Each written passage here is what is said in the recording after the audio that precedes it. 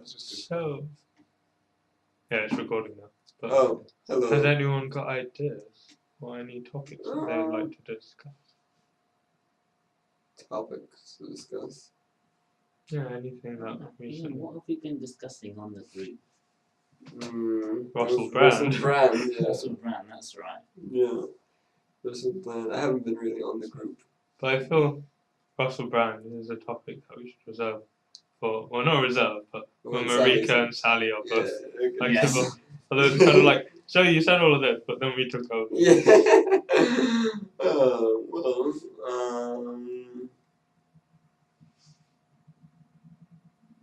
It can be follow-ups to previously. Like, I could say 1,001 things, that's why I'm saying. The what? I could pick loads of things to talk about, that's why. Okay. No, because I'm always the one doing it, so. Innate morality and being born with morality, and what that implies. And could it still be a genetic thing, or is it something more? I don't always suggest things, but when I do.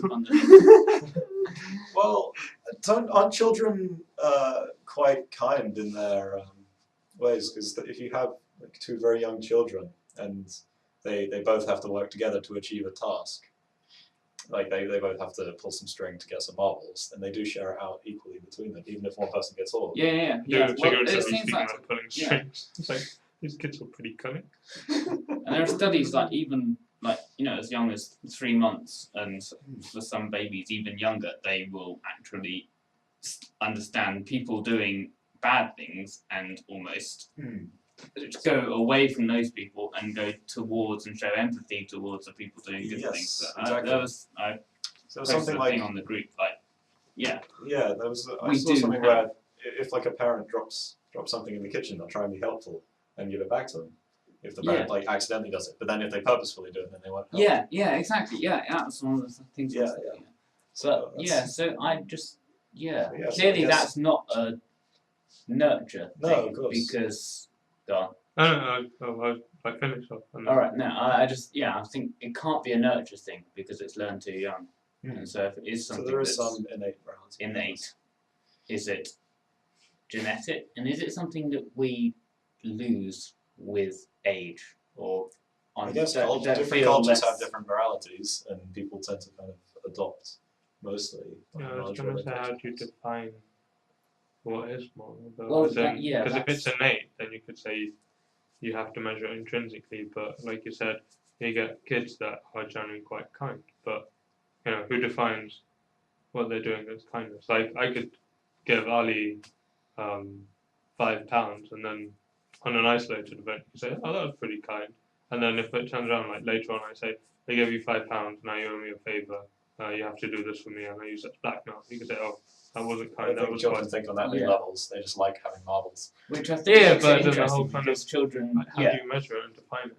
So I think, do we put too many, because morality is, there's a kind of general concept where we can see, oh, that's a nice thing to do, that's not a nice thing to do, but obviously we all have our own opinions about what's right and wrong and what's good and bad. So can you make it objective? Yeah, if we are born with something like that, would that then be the most true and fundamental, and then we put our own opinions on it as we grow older, and it might become almost a less pure morality than the morality of I think it has to do with emotional currency, if you will. Like, someone's been using bitcoins. Bitcoins. Yeah, like, I mean, by emotional currency, like if I give you £5 and you're like, oh, thank you, then I've given you something in my emotional currency, even though I might be like, oh, I don't expect anything in return, but if you give me something, I won't refuse, but maybe I would refuse if I hadn't given you anything. And that is, but my emotional currency, I've given you £5, and that means that, for example, if you do something for me, I will accept it. And you might feel the need to do something for me, based on your own set of, your own exchange rates, if you will, going with the same logic. That makes sense. So, and, £5 to you might be worth something different to it as well to me, but I would still feel inclined to give you something back of equivalent value to to your own. I guess So when I'm different doing people have different rates though. Exactly. So you yeah. got to find people with really good exchange rates for use. Then I give you £1 and then Yeah, and that's you how you drive make me good to Heathrow. friends. Yeah. And whose rate do you judge it on? Because if you give me £5 and that's like your life savings for 10 years, then do I think, well, yeah, it's just a fiver to me, it's fine, Yeah, I'll go so- buy some sweets, but I'll give him another thing that's actually. I guess it is proportional. It's morality. Yeah. Well, I would Divided want to by give you emotion. a suitably large gift back to you. Yeah. I suppose that me giving you £5 would be nothing to me and a lot to you anyway. So. Exactly, and then the other thing about it being genetic or not, I think it is completely genetic because I don't know if this experiment has ever been done. I hope not. But we talked about it. If there is a kid who never meets anyone. Yeah, exactly. So It's our that favorite also, kid. they are social creatures, and that means they must have something in there to help them to work with relationships, which means this idea of an emotional currency, which is morals. Do you But think will that's different? Are they intrinsically social? Yeah. Are we intrinsically think so. social? I think we are. Okay.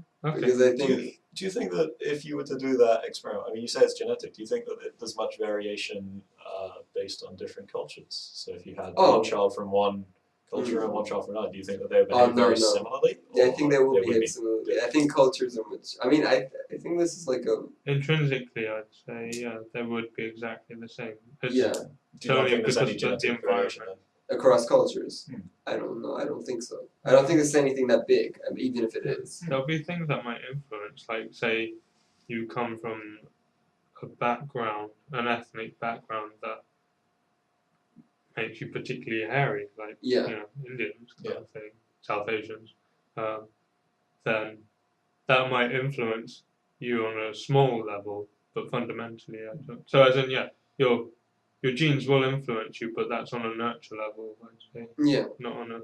So even though it's in your nature, it will affect you via nurture. Yeah. As in, Yes. Exactly. you'll make opinions based on what you've observed about yourself, but it's not. I thought this from the start. It's only because I've noticed I'm hairy that this changes my outlook in some Yeah. potential. And we're not all the same genetically anyway, Yeah. so Yeah. so therefore nobody would be born, the same. You can imagine cases where if there are genes for how you respond to other people socially, then Probably is. those genes would be vary slightly from person to person, and they would Yeah. develop Well, different views. the other thing you could look at is, so we're 98% common to chimpanzees or something, Something. Yeah. and that I like 2%. the banana percentage, that's still pretty high. Yeah, but that's the thing. So like that 2%, 1 or 2% difference, there's a world of difference, and then within that, if you look at us, so technically we're all the same species, but our genetic variation within itself is pretty high. That it's made such a That makes difference. these So differences, yeah. it's kind of Well, it's tiny, but it's made such a difference. No, it's high in terms of we can notice it easily. Oh yeah. you can But say the genetically, it's like Oh yeah, genetically it's a nothing. few base pairs here and there, but it creates such diverse differences. Yeah. So. yeah. So like those are other things to take into consideration, I'd say, just with the whole innate morality. But I think, because you can get twins where, I mean, obviously their genetic makeup's very similar, and then they can be raised in a very similar way, but still have very different personalities. So maybe it is an individual thing as well as to your kind of. You could say like well, that's as soon as you kind of. Well, my opinion is that as soon as you hit play, then it's a different thing. So you can say, right, I've started off with 2 identical pots of water, and even though I put them in the same scenario, they could both end up with different outcomes because they might react to each other. And but the thing there, I would say, is that if they had if you had identical twins, and somehow managed to give them exactly the identical same choices, they would, and they made the same. Well, I'd say they would make the same. But again, that's iffy. I'd say that's if we're all. But are identical twins completely identical genetically? Yes. Yeah. Okay. Yes, basically. But yeah, that raises the question. So if that is the case, that if they had exactly the same choices and they made, if they practically had the identical life and they made exactly the same choices that each other made, that I would think would give a lot of evidence for determinism in terms of genetic level. So if you had a difference there, then I'd say something's awry with a deterministic model. Or, as in, it doesn't necessarily, well, it might disprove it, but I'd say it gives evidence for something other than, because like that's it. So say you had me and identical me, and say you played me through my life once, and then you played identical me through the same choices and nurture environment, exactly everything was the same. If I made exactly the same choices, then I'd say that's quite a strong case for determinism, to say, well, look, everything, all the factors were the same, and therefore the outcome was the same. Whereas if you're saying, if I somehow made different choices, then I'd say that's something else, whether it's, I'm not necessarily saying like religion, I just mean just there's something other than our genes that are determined. So it could just be a random.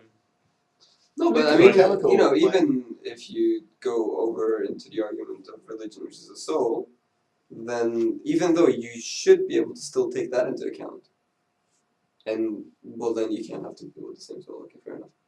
Yeah. Oh, could you? That's the thing. Okay. But I think you'd need. Could be. I don't think it's that deterministic. I think you would probably need to get like. I think 2 Ridwans wouldn't be enough. I think you'd need lots and lots and lots and lots and lots of Ridwans, and you would have you'd need an infinite ensemble of Ridwans, and you would have a very high Gaussian around a certain. Yeah, that's what I was going to say. I think you would have some deviation. So I think any 2 Ridwans come from? Quantum mechanics. Well. Oh yeah, so that's one of the things I think. Practicality, and the fundamental limit of uncertainty, like you could never set up exactly the same scenario twice. Oh yeah, so pragmatically speaking, but theoretically. Yes, so in a computer program. Yeah, theoretically, I think it would come down to quantum that ultimately there will be some, probabilistic. But that's okay. So that's still coming from the random element of quantum. Yeah, so the random element of the universe itself, right? But it could still be defined by the laws of the universe, but the laws of the universe have a probabilistic factor within them. Okay. Probably. Yeah. No. So I was going with the whole. If it was the laws of the universe have a probabilistic factor within them. Probably. That's true. You have to take your political correctness. Yeah, that's true. That's a normalizing condition on it. Yeah, that's accurate. But like in terms of what we're saying, when you say duplicate of yourself, what do you mean? Identical. So this is more of a complete thought experiment in terms of. Could you not? You could make it more realistic, kind of. Yeah, no, but I'm saying if you had a pure thought experiment and just said our nature, what would that go as? And then you could get more to realism. So you take the model, you make it more real. So you applied it in this universe, you wouldn't get an identical me. There would always be like if you had me and then clone me, atom for atom, those atoms would still be different to these atoms. Like first hand would just be position. And you could say that could have a complete. What's the word? It rhymes with pound. Profound. That's it. It could have a significant, profound effect on me. Just the fact that if a clone of me is 10 centimeters to the left, and somehow the laws of physics will, like, I don't know, the gravity might be stronger on one cluster of neuron cells. That somehow makes me think completely differently, or just things like that.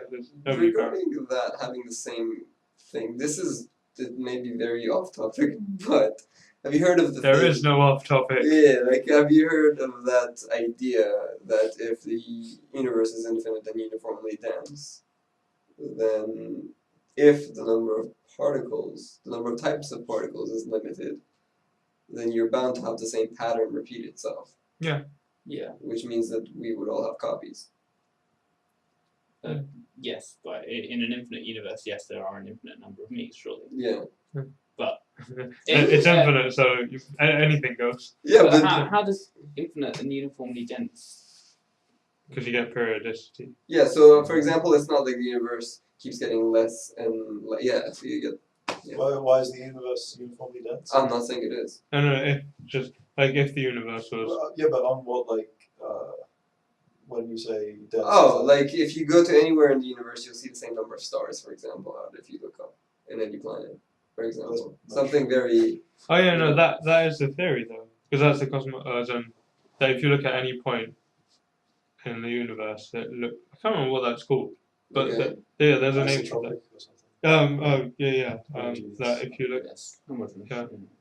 Yeah. Yeah, so it's not as Yes. well, technically it should be. If you have the Big Bang, it should be isotropic.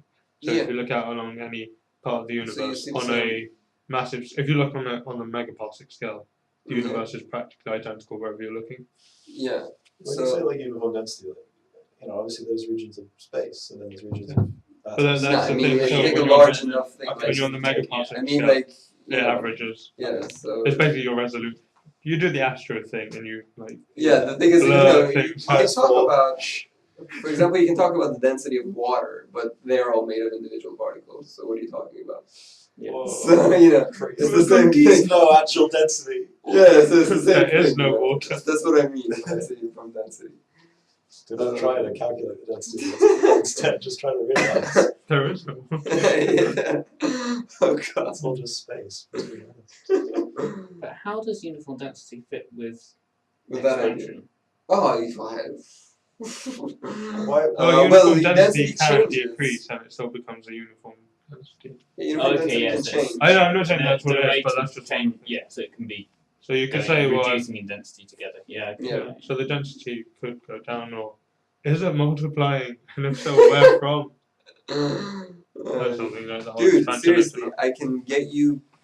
No, I've Yes, been. yeah. It's just when I get time, I was gonna Yeah, I call know. you at some point to say, The things that come here, I'm like, you don't have to live like this. oh no, I'll call you. Or something. Yeah. It's just finding time and making Yeah, I time. know. The thing.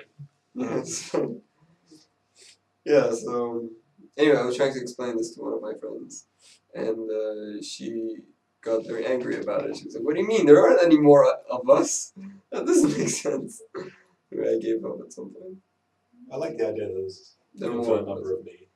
Yeah, it's like That would be it's great. strange. I'd love to 'cause- meet me one day. Yeah, and the other thing is like, could you ever travel that fast, that far But away? If No, it you've exists. because I got think that it would periodicity. be beyond the point that information can travel. No, don't worry Ah, about it. Don't worry about but the thing is, practicality. if you've got periodicity, Yeah, what if So you're just say gonna you've be got trying like you'll a- meet in the middle? well, no. So if you have like say cubes of periodicity, and you're going from one face, so say you're like at the edge of one cube, Mhm. that means the other you is at the edge of that cube. Yeah, okay. So you're going over to there, but because it's periodic. Then the they're other one going would from- yeah, So you're Okay, always the so- same Yeah, so if distance you're from making- yourself alright, in the No, universe. but the thing Yeah, but is, there's a great counter to this, which is that if we're all doing exactly the same thing in exactly our own little kind of area, Mhm. then what we do is we just arrange to meet in the middle of the universe. And No, then- but that won't work. That will go the other way. It's no uniform. middle. yeah, there is. You just It's find an whether they infinite line up. universe. Yeah, but the thing is, it doesn't have to be your exact copy. If that means Yeah. that there will be a copy of you that goes the other way. Okay, but then Maybe. can we You do know what something I like mean? can we do something like roll a dice and then do the opposite?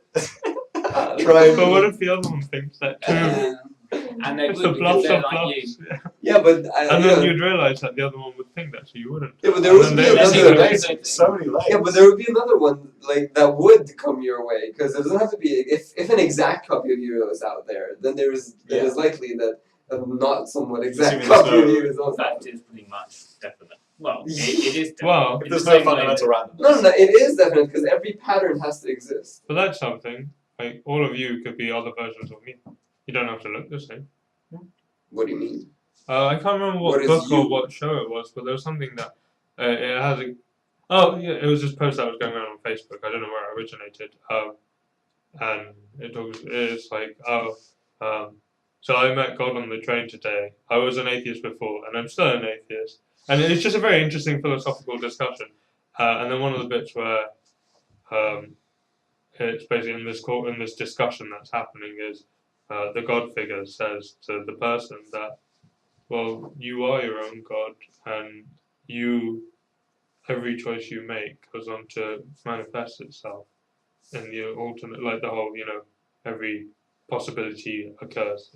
And it says that all these people are all you, just living out your life again and again with different choices. with the different choices, and you're adding up to your own thing. So, like, you, Ali could be me living out my life in a different way. You could be me living out my life in a different way. Simon again. So it's all that we're all the same people. Horrible choices that we could make though. Well, yeah. At one point it goes, wait, so Hitler, yeah, Mussolini, yeah, and it kind of just like the stereotypes. Yeah, but like you could also be Hans Bach. Yeah, but I think I'm closest to the best I could possibly be though. Yeah, we all think that, to be honest. I mean, I wouldn't have done it any other way. Yeah, because you did it. Yeah. Yeah, so. You could say, well, no, this is the best I can be because I made these choices. And the other thing was what? Neither of us can think of anything that we are wrong about. I can think of plenty of things I'm wrong about. Go on. In hindsight. I did a problem the other day and I managed to add up 3 and 2. Oh no, No, right now, that's in the hindsight. past. Right now, any ideas that you have, anything. Because as soon as you think you've done something wrong, you'll change it to do what's right. Because you won't, and that doesn't mean what I think is right. It's just whatever your own sense. No one knowingly does wrong. So, for example, I cannot give you an idea that I have that I believe not to be right, which is either I have enough. Surely you can think illogical things, though. You can, but you don't believe them. Yeah, we can still make irrational choices, but as soon as you recognize that, it's already. No. Can't you say I know that I'm going to make an irrational choice and then still make that choice? No. Why? Because you won't. But why would you? Because I think sometimes you're driven by things that are more. You're not always rational. No. But that's the thing. At the time, though, you're not thinking that. You kind of go with your emotions because that is a strong thing. If you're in a very emotional state, then I've been, emotional and thought, I know this is going to make me unhappy in the long term, but then it's going to make you happy now, so it's right. No. Even if it doesn't make me happy now, I would still, just because it's irrational and you're emotional, and you can't really. Yeah, but your emotions justified. That's what I'm saying. It doesn't have to be. As in, you could write it down on paper and then you look at it and say, "Well, that was a stupid thing I did." But then you could look at, but when you're actually in the moment, doing things like trying to be honest and being very honest about something, even though you know that. If you kind of think through all eventualities and you say, okay, well, nothing possibly good can come of me being an honest, making this honest decision. You're sticking to a principle. principle. Then I do it. Yeah, but is sticking to a principle. It is right for you because you did it. You could also argue principles are based on logic. So you can't. Logic is the only thing you can prove. Hang on a minute. Wait, but that might be another thing. What if you deliberately break a principle in order to... I guess this reminds me of the whole, you can never do a selfless act. It's like that, because... Yeah, you can never... I would say you can never knowingly do wrong. Because you will always do what you feel is justified. It's the best thing to do, Yeah. And then in hindsight, you can look at that and say, oh, that was wrong. And, that goes both ways, because we're fallible. So we could deem something wrong or right, and actually it's the other way around. Yeah. But there are still decisions where you can say, I know this is a bad idea. And then you do the thing, and then afterwards you go, yeah, that was a bad idea. Yeah. Why would you do it? Because you wanted to do it for some reason. I don't know, say someone dared you to do something. Yeah, and that was the reason. Yeah. That is why you thought it was right. Because, for example, you can have reasons to do something, and you acknowledge that your reasons are wrong, but you also acknowledge that they're there anyway, and so therefore you're going to go with them. So you can acknowledge that the reason you're doing something is wrong, and still feel like you have to do it, or you want to do it for whatever Well, just reason. doing something like that just as an experiment then. What if I say, I know it would be a stupid idea to, I don't know. But you're doing it because of the experiment then. You still have a justification. Yeah. Everything we justify. Yeah, This exactly. will ultimately come down to a semantic argument, and they will always win a semantic argument. Exactly. That's why It's logic. Okay. Fine. Everything I do is right, Ali. I'm going to punch you in the face. Even though I know that's bad for me now, and it's bad for me afterwards. But it makes you feel good. Yeah, exactly. That's the thing though, like if someone hits you and you have Hopefully not, but you know, the instinctive reaction of you hit them back. Well, I wouldn't say that's Really? I instinctive. don't get that. No, I get the run away. That's the, I don't. I don't know. I've never. But no, you know the whole if someone hurts you or something, there is that, well, the revenge. I wouldn't say it's an instinct. I think that's a construct. But yeah, for example. Oh no, it's like fight or flight. Oh yeah, kind of. So say we're going with that, then you know you might think, well, hopefully if your rational faculties are always dominant, then you think, no, I shouldn't get involved in this. You know, they may have lowered their standards, I say in inverted quote marks. But and Aren't they in very quote quote marks. marks just Yeah, commas? in quote marks. No. Yeah. My bad. Inverted commas. But then your emotions, you might feel really angry that someone hit you. So if you let your emotions get the better of you, again, this is subjective, you might hit them back. But in your mind, that's justified because it's, well, they hit me, I hit them back. It's So only, I mean, I guess you. Yeah. Okay. So I guess I agree. Yeah, I still think making mathematical mistakes is a good one. Does that not break your little rule? No, because Well, you don't know it's immediately- wrong at the time. If you knew it was wrong at the time, you wouldn't say that. For why plus would five any is sane 10. person doing a It's physics like, or Well, maths that's degree? wrong. I need a wrong Yeah, answer. wrong answer. It's What is really- it? I was just thinking 4 plus 5 isn't 10. Oh yeah. Okay. Oh god. There's another thing which is close to this, which is based on the same idea. We all think we're immortal because we never think we're gonna die. Like we're in Thought Park again. Okay. Okay. Yeah. Because you know, I How do you know mean? that maybe for old people this is different. For people who know that they're likely to die in the near future, based on just like Yeah, the but, like, Wait, numbers. what do you mean? We're all. I mean, we all think we're immortal. That's what I mean. We all act to a certain extent like Yes. we are immortal, like we have an infinite amount of time in front of us to Do do we? whatever we like. No, I wouldn't say so. I would say if you were to tell me that I would have 1,000 years to live, I would lead my life completely differently. Yes. So. I- But do you? Yeah. Would you? I'm just From No, a young I'm age. leading my life based on a sort of time scale. I'm going to That's- die when I'm 80 or whatever. It's like some Oh. period there. I would change my Right. life. Like if if you were to say, okay, Simon, you've got a year to live from now. Okay. I wouldn't do my degree in Fair physics. enough, I would but- I would travel the world. I don't know. I would do something crazy. Okay. expensive. Agreed. Okay. You had 1,000 and said, oh, that PhD If I did- application can wait. Yeah, if I had 1,000 years, I would be so much more lazy. Yeah. I Okay. would waste all of my time. Fair enough. But right And now, then you'd leave it to the last minute and think, Do man, you this think- is just like Problem Sheet Friday. Why have Yeah. I left it till the end? right now, Yeah. what do you think you're gonna die today or tomorrow or the next day? No, of course not. That's what I'm I saying. think we're gonna When die. does I'm it different say? though. But I'm saying. Yeah, I know. Some people are different. No, Yeah. but I'm saying that they take that into account. but I know that I'm going to die roughly when I'm 80, and I'm leading my life according to that approximate timescale. Of course, I could Okay. go wrong and I could get hit by a bus, but I'm leading my life how based on this timescale. I live my life as, and this is because I was brought up this way. It's an Islamic thing that you can die at any moment, and I'm well aware of that, and I've been well aware of that from when I was very young. So, majority again, this is a whole kind of going back to the justification thing that there are times where I don't always keep that in mind. That rational thought that, well, I could die at any point. I I thought I don't was know. going to die any time. Why wouldn't you just eat candy floss all day? No, But but you this have is the like, same No, I think the situation. point is always being at a stage in your life where you would be, comfortable with the idea that you've got stuff like you that. have no Like- unfinished business kind of thing. Like, Yeah. and that's not to say I don't, but it's the whole case of, the saying is, live as if it's your last day, but prepare for tomorrow. So that means don't abandon your plans.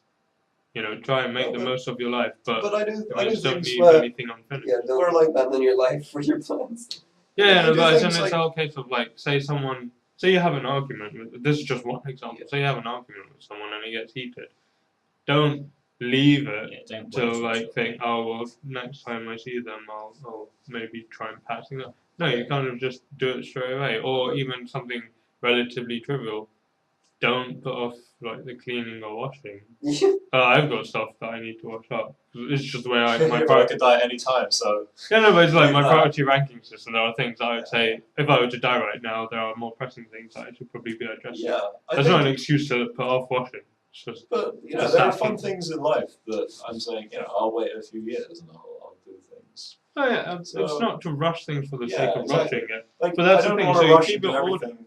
But yeah, it's like keep your order, but don't let things slide or don't put things off. So And the other way is like, don't do tomorrow what you can do today.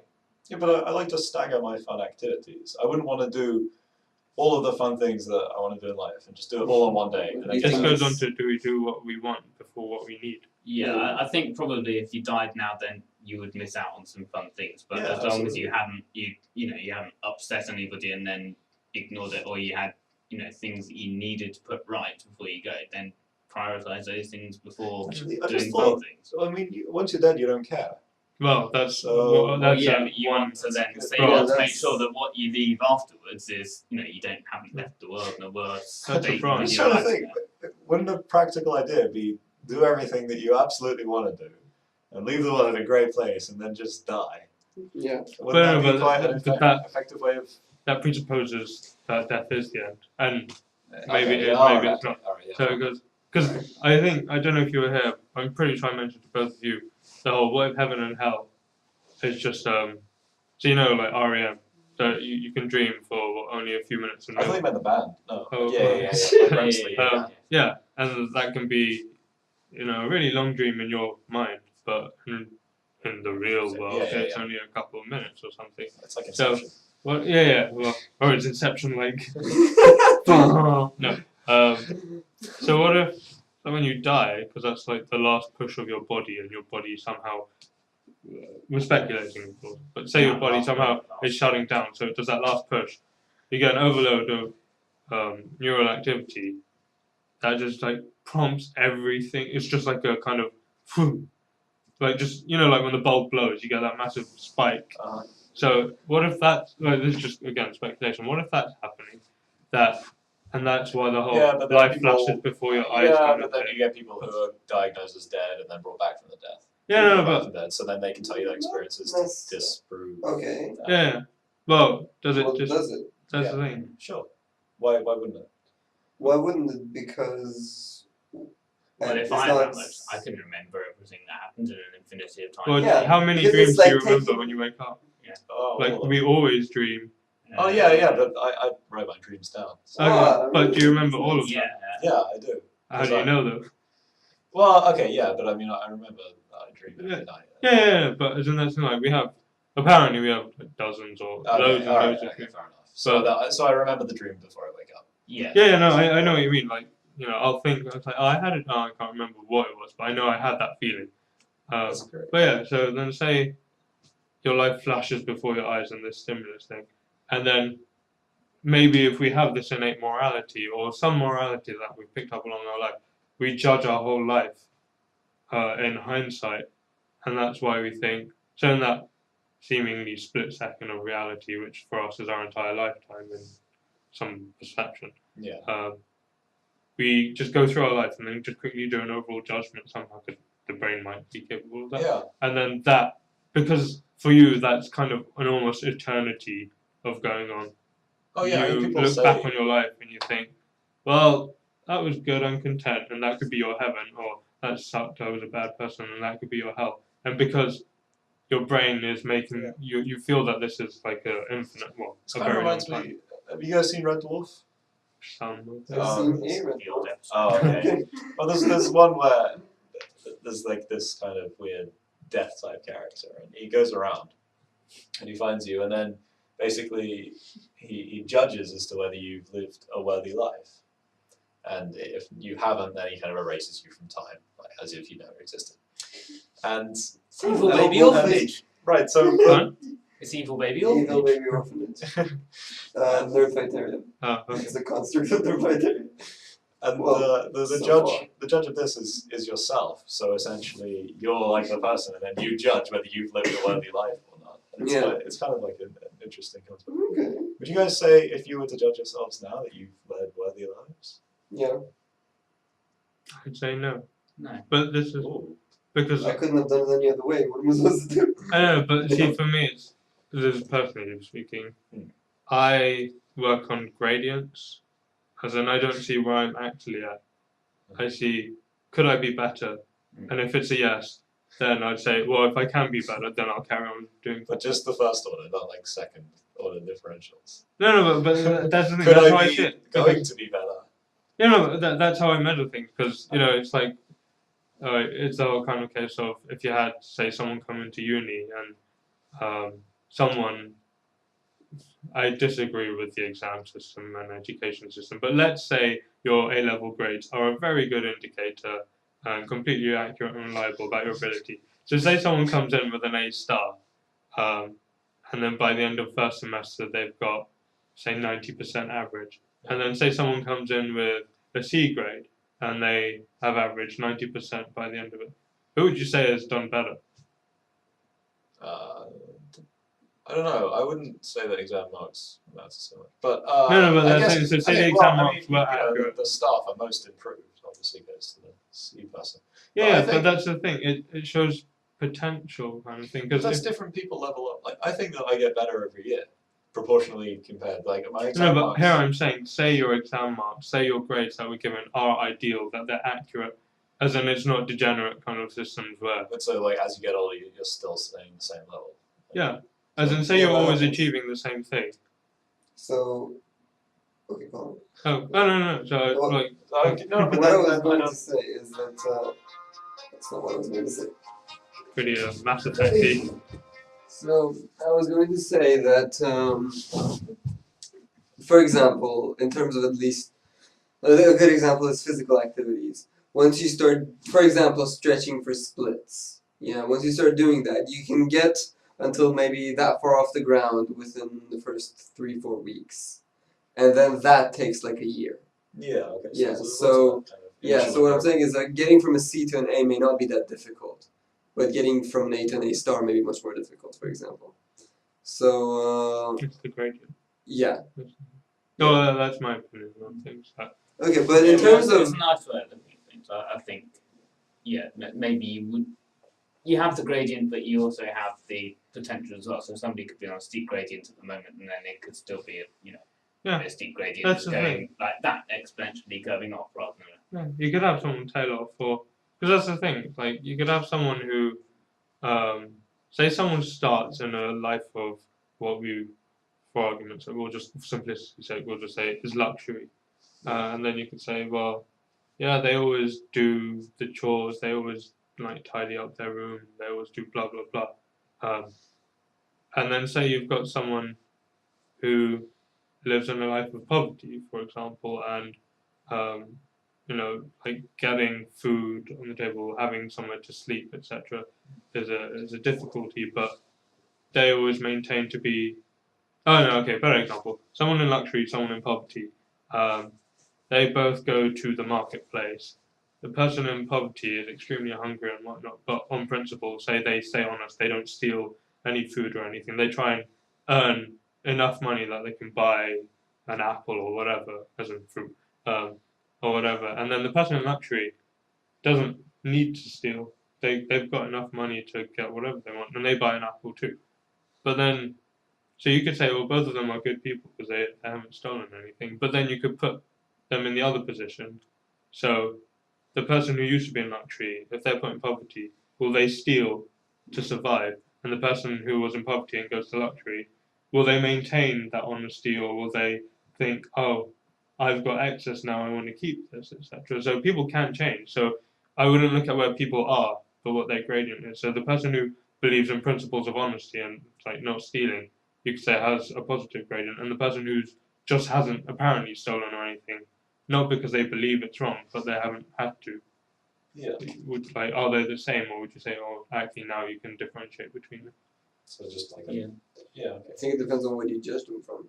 Oh, that's the thing. And when you differentiate with respect. Yeah. So. No, that's why I like the gradient Yeah, analogy, no, because yeah, you can differentiate with respect to so many things.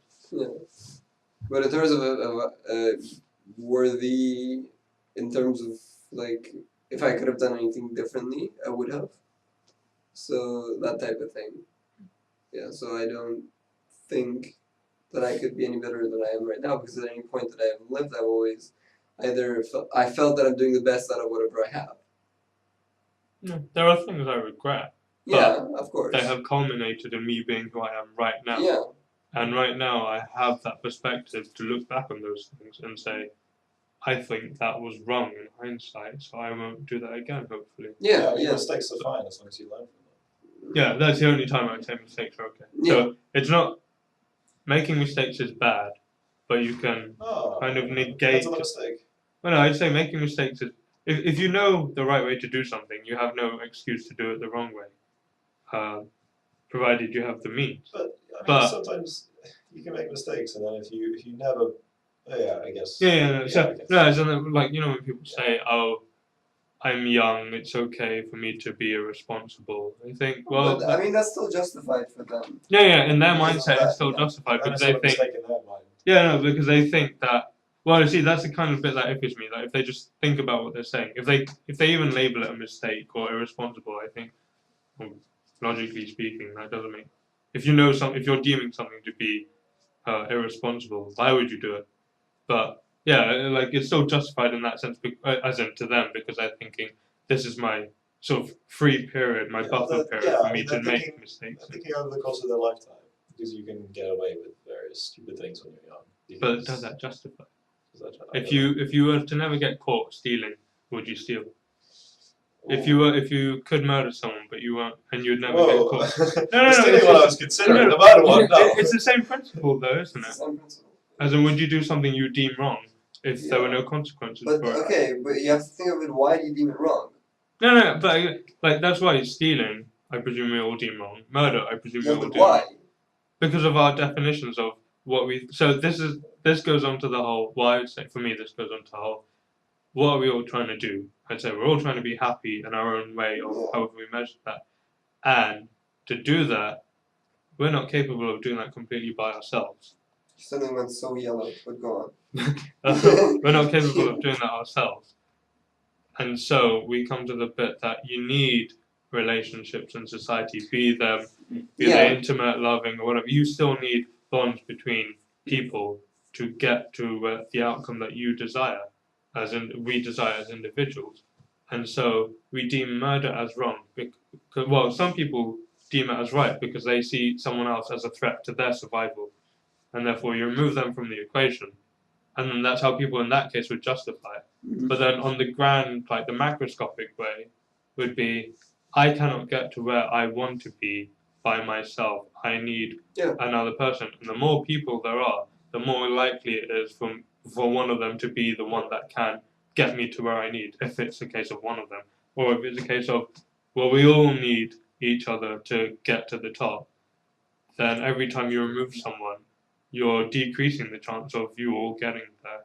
And if one of you can get there, all of you can get there. Exactly, and in terms of the stealing thing, I think if I got poor, for example, I mean poor enough that I couldn't afford an apple, then I felt like I need to steal an apple. Okay, as in I was like, okay, I'm hungry now. I don't have any money. If I don't eat, I'm gonna have a very bad night or something. Something that I can't handle, and I mean I deem that I can handle, and then I steal something, right? Now, that is wrong. It goes against my own principle that I have had before I went and I stole something. But then someone could come along and say, did you steal out of greed or did you steal out of survival? Yeah, exactly. And the thing is, and another reason that I wouldn't steal is that because I think stealing damages society's trust. Yeah, that's it. And so, if I steal, then if everybody else steals, then it's it's the principle of equality. But on the other hand, if I steal in the situation that I am, and if somebody else in my situation steals, I can't blame that person. And based on that, then I think if I get to a situation where I steal and society doesn't take that, and a lot of other people are doing it as well. I steal and this causes other people to think that it's okay, and they steal again. And if this damages society, then society is damaged already because there's so many of us in poverty. So, as far as I'm aware, I'm only saying this from my point of view. So, Islamically, there wouldn't be theft in a society that is working properly as in the way that Islam models, because there shouldn't be people in poverty, and if there is, it is society, the whole of society's responsibility to address that and fix that problem. And that doesn't mean wipe out. It doesn't mean the social polarity. Yeah. It means bring them up. As in, that's why we have the zakat, the 2.5% of your wealth kind of thing. That should cover. You should always be giving to charity. That there should be no poor people in the society because it's always being taken care of. And that's not an idealistic kind of naive. It's not in the sense that there'll never be poor people. There will never be too many of them. Yeah, it's the case that every time there is poverty, it is being addressed that you can bring them out. And it's a dynamic system. So, it's not going to be, right, we're all done, we're never going to be poor again. It fluctuates because of the nature of economy or trade or whatever. Again, I say that loosely. Yeah. So there shouldn't be, if you've got people that feel they need to steal, then as you said, I would say it's because there is a problem already in society that is pushing people to do this, and that argument can be applied to every other thing that we deem a crime or a wrong. Even murder. I think. I would. That's everything. Good argument. I think even a good principle. If I could improve integrating over everyone, if I can improve the quality of life by doing something which is perceived to be a crime, then I don't think I would have a problem with doing that, assuming I wouldn't get caught. But then who perceives that as a crime? Because if it's completely justified. Just under the laws of the land. Oh, so if you were to tell me that I would never get caught stealing, vigilante justice. Then I think you would become Robin Hood. Yeah, essentially. That's also another problem that exists. Yeah, but then you're saying you're operating on moral laws rather than man-made laws. Well, rather than legal. I operate by my own morals because I think that's the only. Well, yeah, that's why. Like, it's not a case that I disrespect the law. Yeah. It's a case that. No. Fundamentally, I think the laws of the legal laws are completely superficial. Who put them in place? People that thought they were right. It says that no one person gets the right to. I wouldn't want anybody to just have just their morality thrust. No, I know. But so then you have a group of people, a collective of people discussing, and then they all kind of come to agreements, and that's where laws come from. I think we discussed this last time. I'm pretty sure we discussed it at some point. Do we not steal because the law has said it's illegal, because the law of the land says it's wrong? I think it's the other way around. Or because we say it's wrong and therefore we all agree on that? Because I think we wouldn't want to live in a society where that kind of thing can happen to us. No, but that's the thing. So do we perceive theft as wrong because there is a law to say theft is wrong? Or is there a law to say theft is wrong? Is wrong because... No, but out of these two... Yeah, out of these two, which one is correct? Would you say that... Okay, sorry. So I'm saying there is a law... Because there's a law against it. So there's a law that says theft is wrong. Yeah. And we have taken that on. So we say theft is wrong because there is an external law that tells us that theft is wrong. Or is there a law that says theft is wrong because we determine theft to be wrong? I would say that we determined theft is wrong and then exactly. But that's not the same as everything. Yeah, exactly, because that's the thing. So some people... Where was a law made before people thought... Well, who made the laws? No, people think the same thing, and then they make the law, then people's mind changes and the law doesn't. Oh, okay, yes, I understand. Which is why the whole corporate... this is why... then you get culture changes. Yeah, this is why we say, the law is outdated.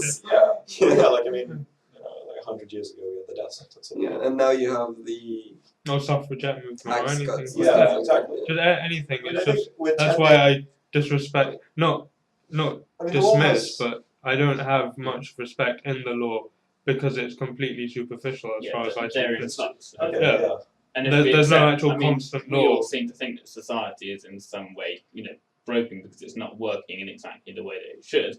So therefore, but that's because we keep changing things, and you give us a new boundary, and we push towards it, and say, no, why is there a boundary here? We should be a liberal society. Get rid of the boundaries, and then we push the boundary a bit further, and then we keep changing it. And it's a case of, well, do you want a free state and an extreme free, like extreme liberalism? Anarchy. Well, that's effectively. But no, I'm happier in the system that we're currently in because roughly, plus or minus, the law agrees with my own sort of morals. Yeah. If you had a dictatorship, so say one person came along and said, right, this is how we're going to rule the land.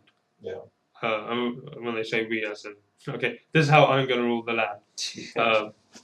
This is the law. I deem this right and this wrong. I deem this to be how we do things and this not how we do things. I'd still live there if you agree with me. If everything worked out and people were happy, so people didn't have a say in it, but they didn't need to have a say in it.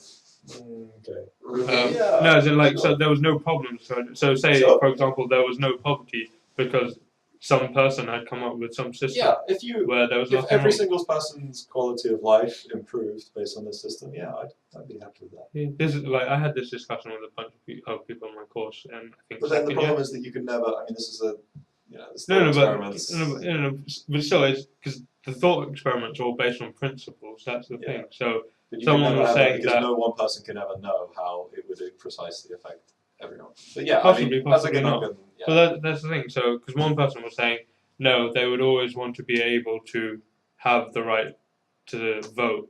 But that's the realistic thing. That's No. But as in, this is the thing. They were saying because someone said, Yeah, but what I if it think, completely worked and then I there don't would be think no that need to have to change anything because everything, if it's not broken, don't fix I it. think you could So possibly. that person said I'd be happy with a dictatorship, and the other person was saying even if everything was perfect, I wouldn't What's a agree with it dictatorship? because I don't want someone else telling me what to do. I want to have my Yeah, own but way. that's because their definition of perfection Exactly. is that Yeah. they would like to have I don't think that influence. it's possible to disagree with that if you assume that every single person, including your quality of life, improves. Yeah, I don't think that you can possibly disagree with it. The only time that you can disagree is saying on a practical, like, on a yeah. If pragmatic it level. averaged out that everyone had a good quality of life, that doesn't mean everyone has good quality of life. I But mean, if it was the case that everyone, every single Yeah. person, including you, was happier, then I don't think anyone see, could well, that's the thing, disagree and with that. that's what I would say. But then people are being but- too pragmatic about the question if they disagree. See, with it, what in my well, opinion. are they? But That's there's the some thing. So people I could value say that. different things differently. Some people will put, they will value the right to vote above. Yeah, but I'm saying that Yeah, they- so they- that's I'm what the saying their fact quality of life. has gone down. I mean, you can say that they have values, but I'm saying if their quality of life, if they are actually happier, I don't But- think how anyone. As in, this is So But for me, their I right could. to vote might dictate their happiness. Like I'm not Yeah, saying No, I like- exactly. But Yeah. that's the thing. So Well, logically, I couldn't justify what they were saying because I was thinking, if you had, say, you gave me a textbook and said, use this textbook, and everything in it was right. Well, say you gave me a book of physical laws and you said these are the laws of physics, and if it was all right, and instead of being called physics, it was called Simonism or something. I like this. Then I I like just- this. I've solved all of the problems. Yeah, that I put in the but book. say that, and then this is kind of almost where religion, like the whole thing about religion. So say you said these are the laws of physics. I want you guys to follow these laws of physics. Good luck Whenever breaking them. you want to make a prediction about something, this is what you turn to. This is what you go to for your guide to physical laws. Yeah. And then, if I saw they were all right, my credibility, your credibility would stack up because I'd say, well, there's lots of evidence in favor and there's no evidence against it. Seems like a pretty authentic, credible source. Yeah, I'll go with that. Logically, that's what I think. Well, personally, that's what I think. That I have no reason to not believe that this person is right. So Yeah, why well, should I? And that doesn't mean I don't think outside and think, what if something's different? Let me Yeah. test that. Maybe Okay, something's- it just gives more evidence to what you said Yeah. and disproves my hypothesis. I'm fine with going with that. But what it sounded like was being said was, as in what the other person was saying. Maybe I misunderstood, but it just seemed like you might be right, but I still want to have Right. the right to write my own book, even if it's wrong. And I just think, There could be, if it's wrong, okay. why So change there's- something if it's So there's the case that it's fundamentally impossible to have this because somebody cares so much about the right to vote that outweighs everything else combined. yeah? In that But case, then you it's a have to ask fundamentally why. impossible case. But we're saying under the axiom that. Yeah, every but answer. that's the point. That's where I would ask why. So Why when does it people say want we to- have the right to do things, Oh. does that make it the right thing? So when someone says, well, I can get drunk if I want to, or I can take drugs if I want to, or whatever. Yeah, you have not with all of this, but like you could say you have the right to do something, but why do you want to do it? Are you just doing it for the sake of I can do this? So it's like, okay, so you've got a car and you're gonna go drive on the motorway 70 miles an hour to Scotland or something. You have no there's no practical need to go there, but you're just doing it because you can do it. So say your parents grounded you, for example. Well, the thing is that then that people get, even if you don't really want to do something, if the right to do it has been taken away from you, and then you're suddenly given the right to do it, you kind of exercise your freedom. But is that justified? See, this is the thing. So I would say, sure. well, practically speaking, it's not. As in, I'd say on It makes me completely happy. It makes me happy trying new things. no, but on a practical level. So if you said, like, say we had a lecture, and then you said, okay, we've finished 5 minutes early. You can start your problem sheets now in the remaining 5 minutes, or you can completely doss around. Practically speaking, this is very binary, but practically speaking, it would be the option to do would be start your problem. As in, say you're going to have to do your problem sheets at any point. Assuming your goal is to finish your problem sheet. Yeah, that's the thing. No, So, I'm saying, but you like, could say, it's a well, scenario where you are forbidden from doing your problem sheets in those last 5 minutes. But suddenly that's given the right human to do irrationality. It, I might go, "Ooh, okay. Well, I would argue that's human irrationality because that's just pride coming in and saying that I can do something, so I will do it. No, I think that it's because if you've never done something before, you don't know if you're going to like it or not. Like, I love trying. I think that's irrational, though. As in, you try new things, but you I've have a never prior driven to belief. Scotland. But if somebody said you could never drive to Scotland, and then suddenly they say, okay, you can do it, and I might go, okay, I'm going to give it a shot and see if I enjoy it, because I don't know. Maybe But would you do it right away? Yeah, I mean, if someone said, okay, but if you had other if things all to of do, my would life you do I've it? been completely banned from doing X, and then they say suddenly you can do X, assuming it's not damaging to me. Okay, So, but consider, so say you had all your life, you couldn't go to Scotland. You weren't allowed to drive to Scotland. yeah. You couldn't do something. And then, say you've got, this is going to extremes, say you've got a case where a dear one or a loved one has had a serious accident and they're like in hospital, possibly on their deathbed. What would you pick in that scenario? And you've suddenly been given the opportunity to go to Scotland. What would you go for? Yeah, I mean, obviously. No, but like which one? Scotland or the loved one? The loved one. But why? Why? Because I don't think that, because I might really get a kick out of going to Scotland, but I know that I would enjoy seeing the loved one more than going to Scotland. Unless the other thing, I mean, because I basically, because I value that on my list of things that I would like to do highest. So you stack things up. Yeah, but that's what I'm saying. So some people don't. They just see, okay, this new opportunity has arisen. I'm going to go for that regardless of everything else. I don't think that anybody, if you say you're finally allowed to do it, I don't know. I mean, maybe some people think differently, but death of a loved one, I think no. In that case, that was an extreme case. Just to highlight that, I think fundamentally, this is what I mean by doing what's practical. Well, this is how we live our lives. We kind of stack up things and we say, okay. But do we? Does everyone do that? So I would say logically, that's how we're meant to. This is my opinion. Yeah, how we should do is you stack up what you need before you do what you need before. I mean, people get lazy. I mean, a lot of people they could spend 2 hours doing their problem sheet, and then they could spend 5 hours playing Bioshock or whatever. But then in reality, what they do is they tend to spend 7 hours doing their problem sheets and sort of messing around on Facebook, listening to music. Most people tend to, kind of procrastinate whilst they work, even though they might be happier just to work efficiently and then do what they want afterwards. But but that again goes to the whole that's justification. Kind of I'd say what you're saying. I agree, as in that is what happens. I think that it goes to what Ali was saying about we justify it in our minds, that we like in our perspective. So if I ever sit down and I think, should I really have played Arkham Asylum at that point when I knew I had to finish these problem sheets or respond to these messages or something? I look back on it and I think, no, it was fun at the time, but now I'm suffering for it because I did what I wanted before what I needed. If I could clear up everything on my to-do list of needs. But it's hilarious because you just know you're going to make the same mistake again. No, that's the thing. But can you learn? Yeah, like we can learn from our mistakes. Fundamentally different. No, but it's your conviction. Say every day, once you finish your day, you look back on your day, and this is something that this is what I try and. Yeah, but look back on the decisions that you made and the moments that you felt bad and the moments that you felt good, not just what I did. Yeah. Then you would get to that point where it's like, okay, so I should have finished this problem sheet, but I didn't because I did this instead, and now I feel bad. So it makes sense not to do it again tomorrow.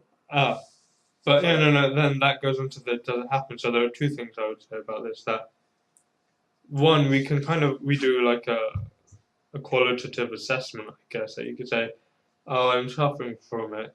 And then say next time you think, I still managed it, so I'm going to do it again because I think, all right, I shouldn't have done it, but you do it again. So there's that thing. But then there's the other thing of shock value that, a lot of people, I'm not saying this in a disrespectful way. Sometimes when a friend or someone close to them passes away, for a lot of people that can be it seems like a lot of people, a significant portion of people, it seems that when a close one has passed away, usually at an age younger than the government's, like the average age of mortality, in this country. So, like, someone passes away at They die 20. early. Yeah, Just they die early. So someone, like if they die relatively early compared to society's expectations, then someone, like a lot of times I've heard people kind of go, it's really caused me to change how I think, or it's really caused me to reassess my life, because you never know. And it's the whole case of some big thing out of the ordinary.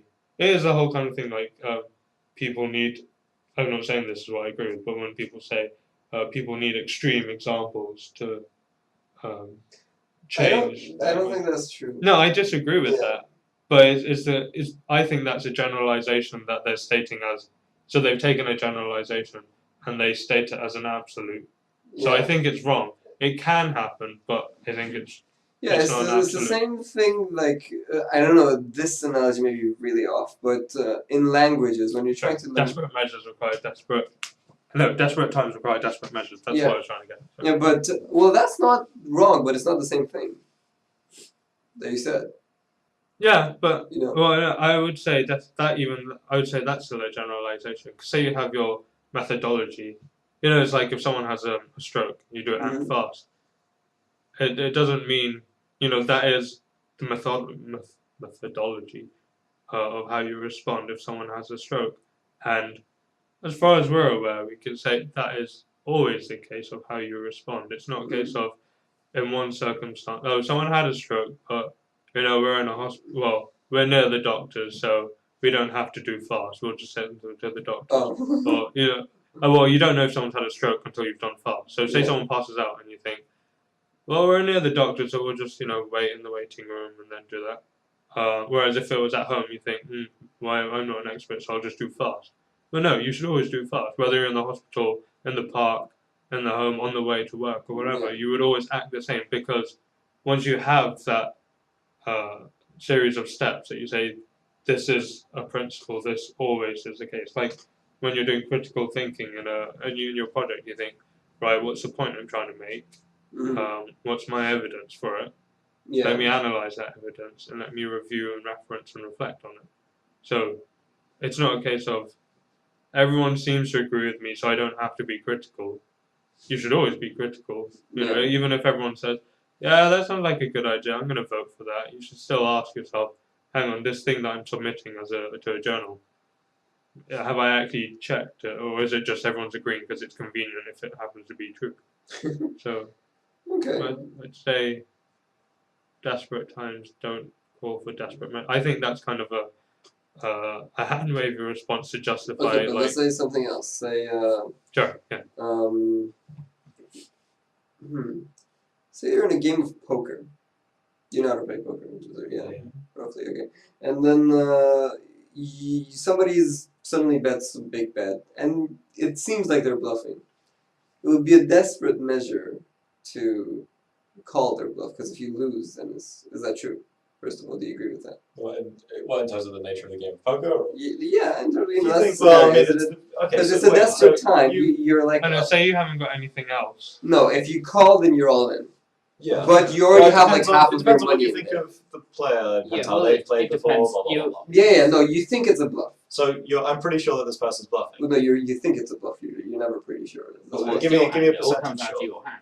It's do you have a percentage when you think somebody's bluffing? Yeah, roughly. Okay, like somewhere between. It is a game of statistics. Yeah, somewhere between like 60 and like 80. How confident are you that your hand will beat what they've got? That's what I mean. My bluff. I know, but see, then I wouldn't say that's actually. Now, if you had nothing, and you're like, I've already gone all in. Yeah. Or no, if you're thinking, Well, I mean, I yeah. can't do anything, so I could either risk it and go all in, because I have nothing else that I can. Well, pragmatically speaking, nothing else I can do.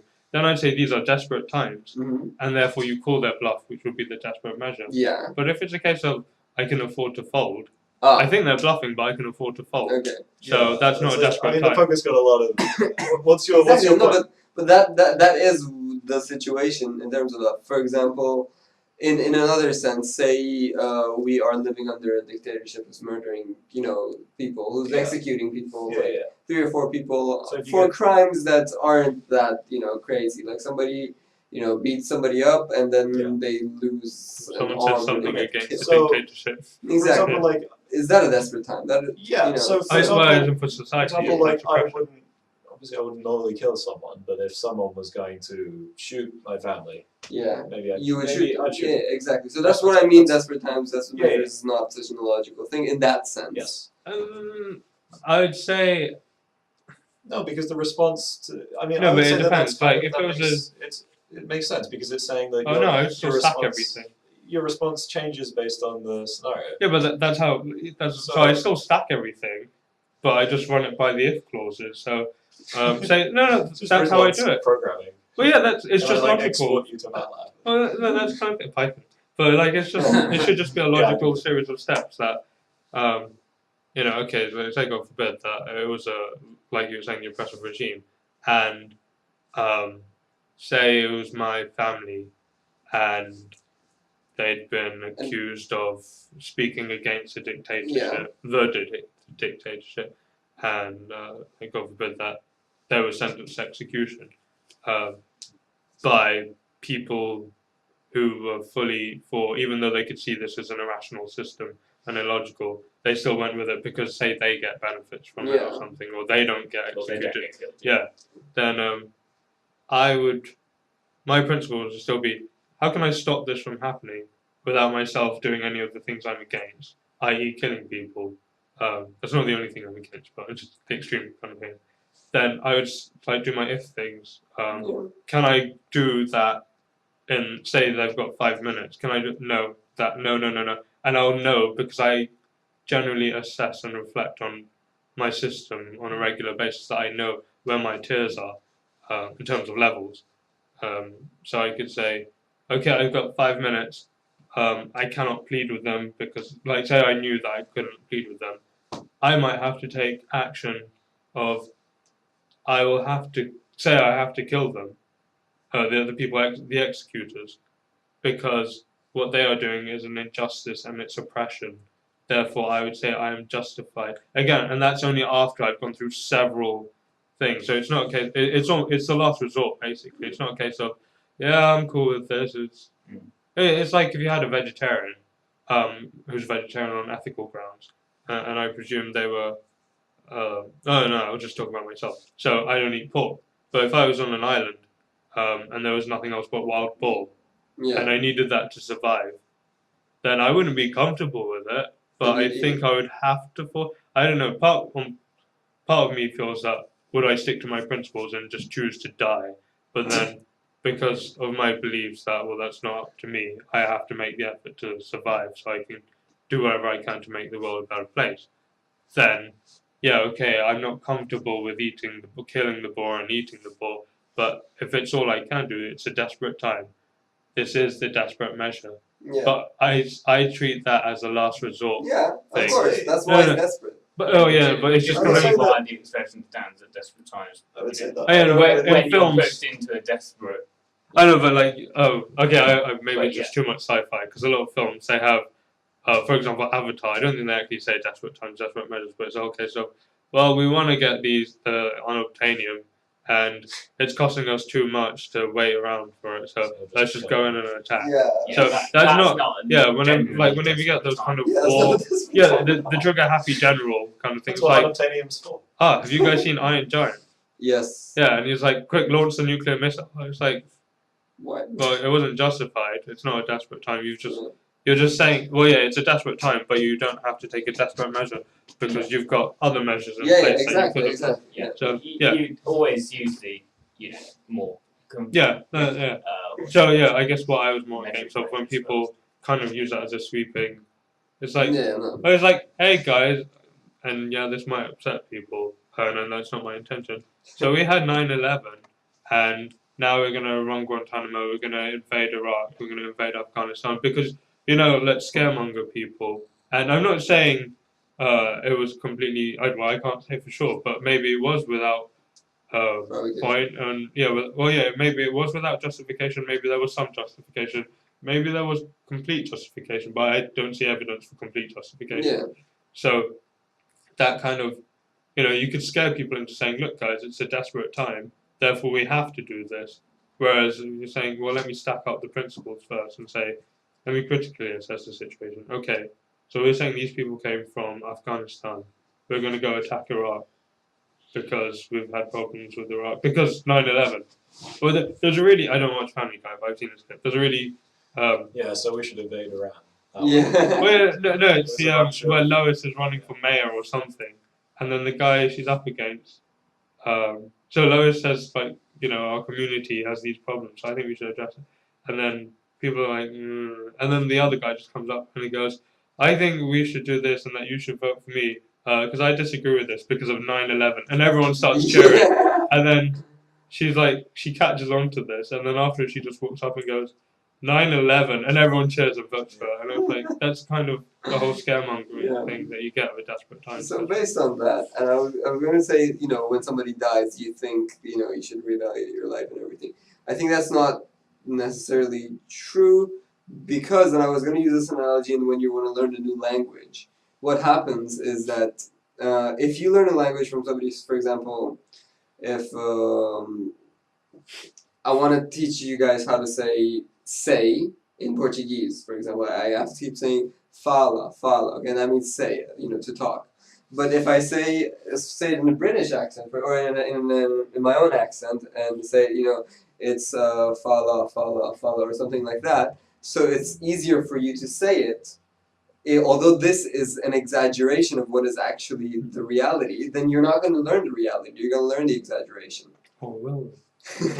Because it doesn't, you don't filter that in your head. If I say, because you don't know what the truth is, and I'm thinking, no, you don't know what the actual way of saying it is. Okay, if we didn't know what the correct way was. Exactly. I would say that if we knew what the correct way is, and hopefully rationally speaking, it would be a case of why wouldn't we learn anything but the optimal? But I mean, if people could understand you when you mispronounce it, and you would learn it significantly quicker by learning the mispronunciation. Yeah, but is your goal time, or is your goal to learn the language properly? I would say if you're learning a new language, it's because you want to be able to interact with people who know that language, and they can interact with you. Yeah, but you want to interact with them as a foreigner. So when you program, do you use your global variables when it makes things easier, or do you try not to? No one uses global variables. Well, some people do when they're just like, right, I can't figure out how to get this, I'm going to set it as a global variable. So it's incorrect, technically speaking, it's, as in, in practice it's incorrect. I would take the cheap shortcut myself, but that's... Just say that out loud. No, I tend to take shortcuts myself because I think time's... It I depends. think, time is a constraint. I think it does all come down to time. So a change or an action can happen. You can make something change really quickly. So we have 9/11. Okay, well it's the Middle East. We're just going to get rid of the Middle East. It's all going to disappear. That would be a really extreme, really instantaneous action. So it'd be it wasn't even the Middle East apparently. Yeah, well, No, exactly. Yeah, but that would be, George Bush's head. That's a potential way of solving this problem and getting rid of it completely. Controversy. I disagree entirely with what I'm saying, because that would be a quick way of instigating a change, or a change can happen with lots of very small incremental steps. And that's going to be a much more stable change in the long run. So you take a lot of time to make a change very slowly and make sure that you have a consistent gradient upwards, as you say, rather than maybe having a very big gradient upwards. But that's going to inevitably be unstable because you don't have a continuity like that in reality. Yeah, so I think if you have a large amount of time, then it's always going to be better to do something slowly and incrementally. If slowly but surely. Yeah, exactly. Whereas if you are saying, yeah, well, your family's going to be dead 10 seconds, I've got a gun to their head, what are you going to do? You've got 10 seconds. So therefore, in a limited time constraint, obviously you only have the chance to take a very steep gradient and do something more drastic. So it depends but you what. still stacked. Yeah, so you stack it, and you will always try to go for, if you say, the shallowest gradient that you can achieve within the timescale. So, yeah. Time. Well, time constrains. Yeah. No. The Time. You can take. Yeah. No, I agree. I'd say. So yeah. But that's the thing. But it's not. Time factors in. This kind of goes into the physics stuff of where I say, does anything actually happen over time? Does it happen because of time, or does it happen across time? As in, like if you have if you've got a function of x, has something changed because it's changed? It's in a different place, or has something made it go to a different place? As in, why? Well, you look at how you constructed your function. No, but that's the thing. So when we say things as a function of time, so here's my wave equation, and it evolves over time. Yeah, it evolves over time, but is it because I have 5 seconds of existence or whatever that the wave equation is now this, and now the wave now looks like this, or was something else driving the wave to look in a certain way, and it required 5 seconds for that to become manifest? Yeah, but it's interdependent. No, exactly. That's it. Does anything actually happen with our fundamental units? So if you have something, so fundamental units. Like if you have f of x, so you say you've got r dot and r dot dot, then you can say, well, the position is determined by this equation, but actually with our equations, I think surely we're only describing how to predict things. We don't actually say what's making it go there. Yeah. I say, this is where I kind of think, is everything just a function of energy, really? And all the units and quantities are manifestations of that? As in, why is it that you could take any other fundamental unit and you'd have the same argument. No, exactly. So are all the fundamental units just manifestations of some central quantity, whereas energy? No, that's the thing. So say if I have an air hockey table. Dimensionality, isn't there? So but clearly you can differentiate a time axis from an x-axis, and you can differentiate an x-axis from a y-axis. So it's kind of it's clearly a multi-dimensional Hilbert space. But I think you can treat all those dimensions on any level, and you could equally say, well, time changes depending on distance. So you could have dt dx. It sounds illogical to us because it's not in our practice. But actually, maybe time can just be any so other thing like that. So is it like if I had an air hockey table and I start in one corner of it, and then 5 seconds later the puck's at some other point on the table? Now I could describe its position as a function of time and say, over the course of 5 seconds it went from there and this motion there, or I could say it's time. The time where you will find it is determined by position. So if you're looking at this coordinate, then it means this much time has passed. You're saying the same thing. No, exactly. This is what I'm saying. So is it really a function of anything? Except that it's not always defined as 1 plus 2 or as... Yeah, no. So my point being with this is the function, like when we use physics, we're not actually explaining why. Like the equations don't actually tell us why. They just describe. It's just a way that we can describe how something is changing or the way something is. But we still haven't actually. Well, the thing is, okay, so they don't tell us why. Yeah. But thinking of it in terms of the stuff that we don't know, if we take those as unquestionable. Now, bear with me. Yeah. But if you take those as unquestionable, then any other phenomenon we know why.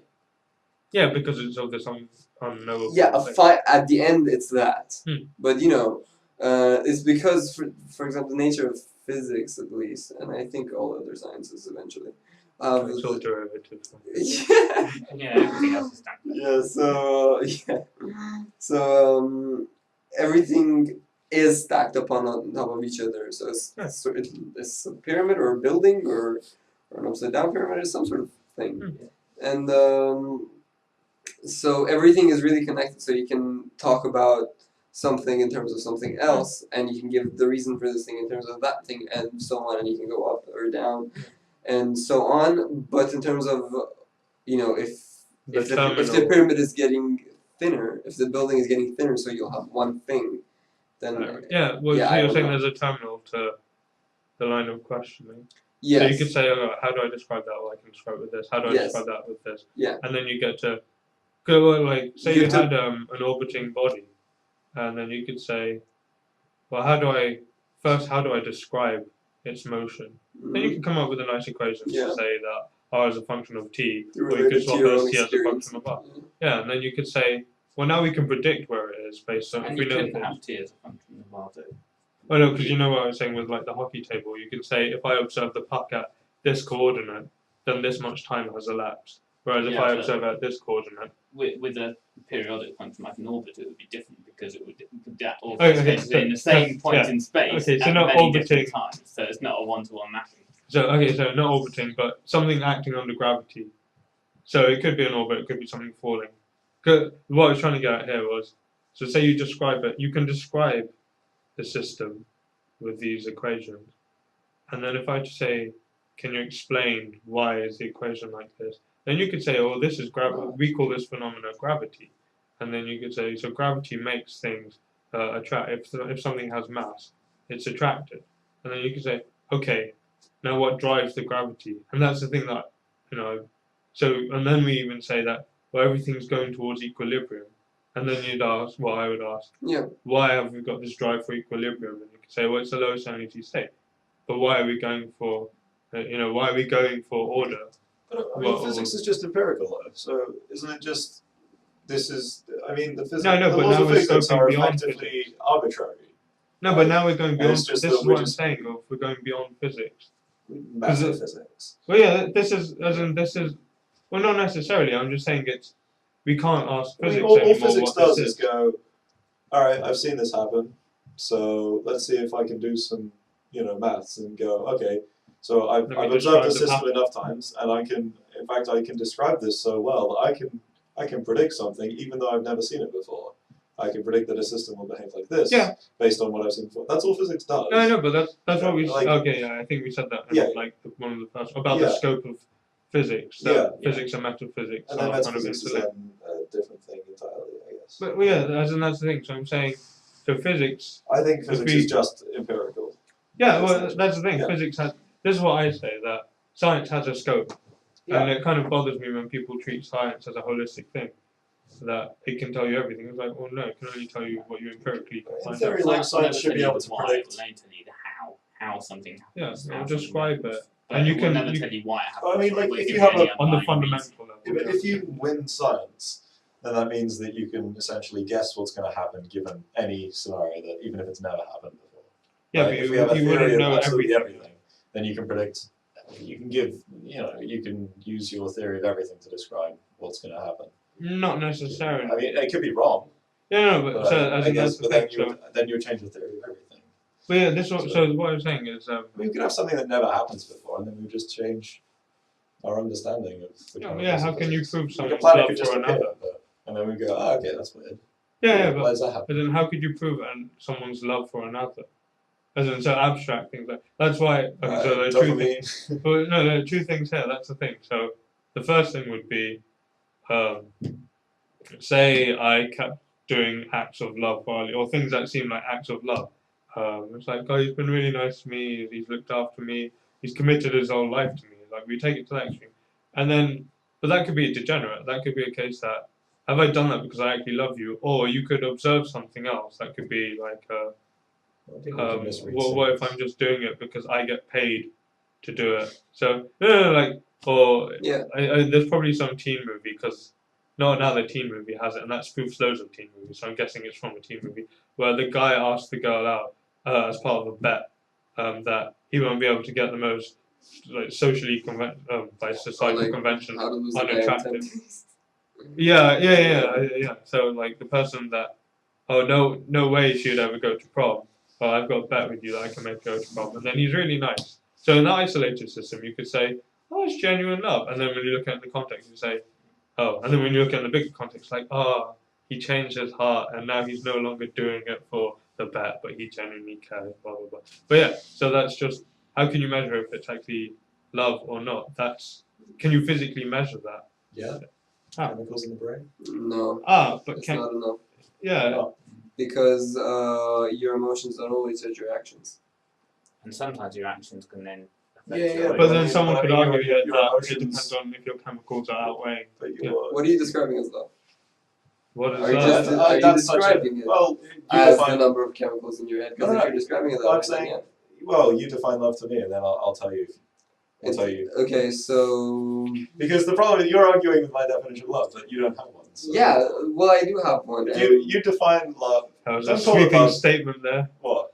Or you don't have one. Yeah. Okay, so go ahead. I don't think I'll define ever love to say- me, and then I'll tell you. right, how so you it assess that. depends on my definition of all kinds of different love. Like if it's your mom, if it's your partner or something. Yeah. It really depends on, for me, on the stuff that you have done either together or for each other. And Wait, so what you're describing as love is just the sum of your actions. something like that. Well, yeah. then if love is just the sum of your actions, then you can say. or what you'd be willing to But do. I'm saying Yeah, for any and definition. it also has to do with That the emotional. potential, that plus Yeah, dx. it also has to do with your emotional currency. Like, what are you willing to? Yeah, I'm saying, but I'm saying for any I'm definition. not laughing at you, it's just that the emotional it's currency okay, we went yeah, a big way. For any Fine. definition of love that you give me, I would say that you could probably quantify that by summing the actions that someone has done and their chemical levels at that time. Yeah. Okay, but what I'm saying is that summing the actions. What do you mean? I mean, you can look at. So, I think what you're saying is that, say, You guys in said the that course love of a can day that I bought you on 3 separate occasions, like items that you wanted, Mm. and then I gave you a hug. And if you look at those points, if you looked at my chemical levels, you'd Yeah. see there would be spikes or peaks during either the motivation of doing the action or the action. Like there was a correlation and a causation between my chemical levels of, I don't know which one it is, and the action I did. That could be interpreted as love. Okay, yeah. I think But mentally- then there are some times where. But I'm saying for any definition of love, you can quantify that. I think. I disagree because it's a whole neural map. Well, that's the thing. What do we know about the brain? And there's a question of causality as well. Like you could say, well, he has chemicals in his brain when he sees that person, therefore he has feelings of love for them. Yeah. And he could also Has say his that I've feelings developed spike the feelings of chemicals? love, and then it causes a chemical changes Ah, in the brain. Isn't So there that it's, thing that when you see the person that makes you happy or something, that causes serotonin or Yeah. what Yeah. dopamine? Oh, I don't know, something. Yeah. But that causes and then your that reaction causes you to causes like your so, yeah, so your it's a chemical levels feedback to loop, change. and it's a constant feedback loop. So it's chemicals, they make me love you. Me loving you makes me donate to chemicals. What came first, the chemicals or the love? Yeah, exactly. And then Yeah. there's Well, sometimes where. I mean, isn't love just like kind of like the? Medically speaking, it can be described as a disease. Yeah, I'm actually just saying. love I can was just actually going be to say described it's as like a disease. it's just some sort of emotion created through evolution because it's But what about favorable emotion? for us to Is stay it with. It's, being no, but it's not monogamous. just one emotion. is it actually just that, or is it possibly just that?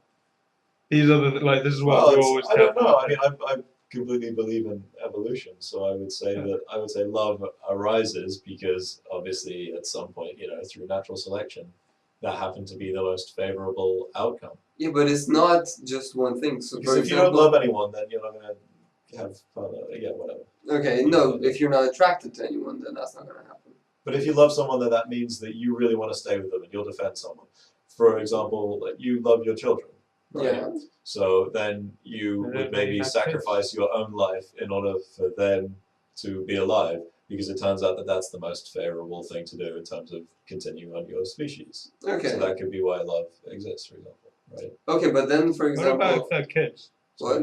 Like, so, say, let's go with the highway robbery example, Cool. and then you've got your two, like your baby boy and baby girl, Mm. and then someone's like, Wait, what is the highway robbery example? no, just say you're like in a caravan, like a Okay. trade carriage, and then you get held up by highway robbers. Like, so we're going a few Yeah. 100 years back or so. We're not exactly Oh, sure. highway robbers. Okay. But yeah, and then it's like, okay, well, I'm gonna jump in front of the gun between my my son and daughter and myself. Because even though they're just going to take the money and then go off, my kids are they're toddlers. So this, statistically speaking, if I die, they're going to die anyway, because there's no one else out here to sort of You get don't them know. back. Well, No. So statistically speaking, it's probably likely that you'll try and defend. You'll want to stop their death directly, so you'll jump in front of the gun. But then, if you think about it afterwards, say you've died, and they've taken the money and they've gone off back to their own wherever they come from, and then you just got these two toddlers in the middle of nowhere, and they're gonna die. But the thing is that Or do you let them kill the toddlers, and then you survive, and you can have more kids later? no. But the thing is that because you're picking a very specific example, maybe No, but still, the that, principle should hold. No. But I'm saying that. It's science. I'm saying that evolution is. Evolutionarily, it wouldn't, because it would find actually those situations don't occur much, and actually it is feasible for people to put their children before themselves in general on a broad.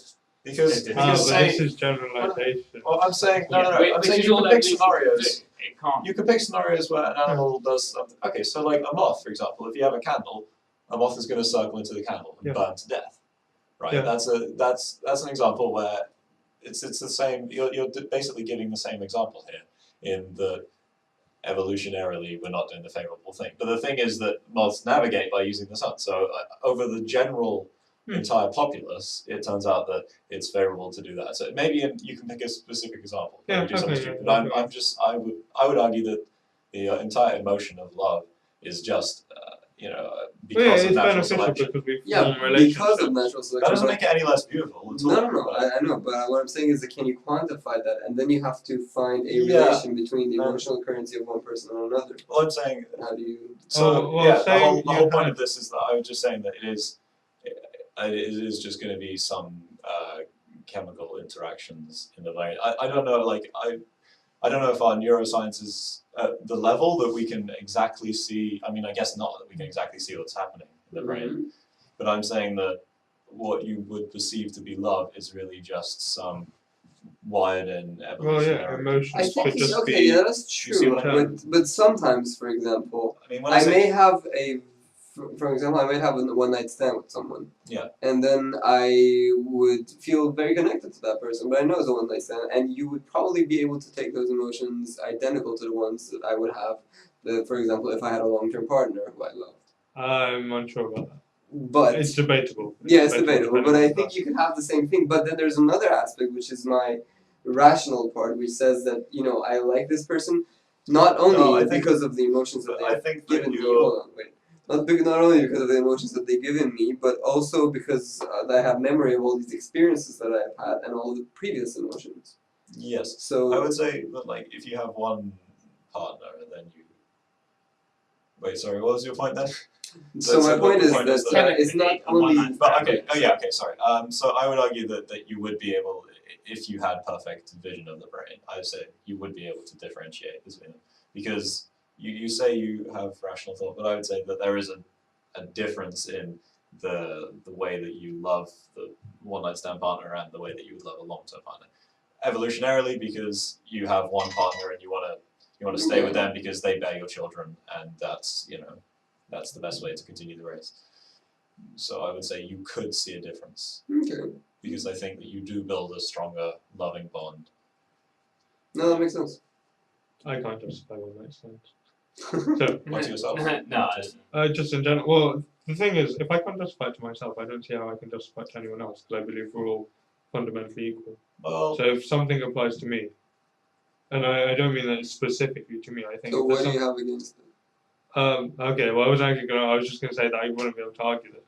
But I would say, so what is this is in a nutshell, the most mental, so if we split things into mental and physical, and you could argue is that even justified, but I would say it is, and I could go on about that. So if you split something mentally, you say what is the most intimate thing you can do, the most loving thing you can do to someone on a mental scale, I would believe that's commitment. No.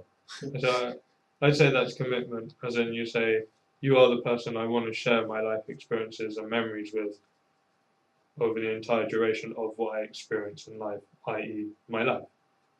i.e., marriage. And marriage, I'm not talking about the legal. Yeah. For me, marriage is just the commitment, the union and commitment. And then you could say, okay, so on the parallel of the physical aspect, what is the most loving thing you can do? And I would say, well, the most intimate thing one can do is share their physical body with another, i.e., sex.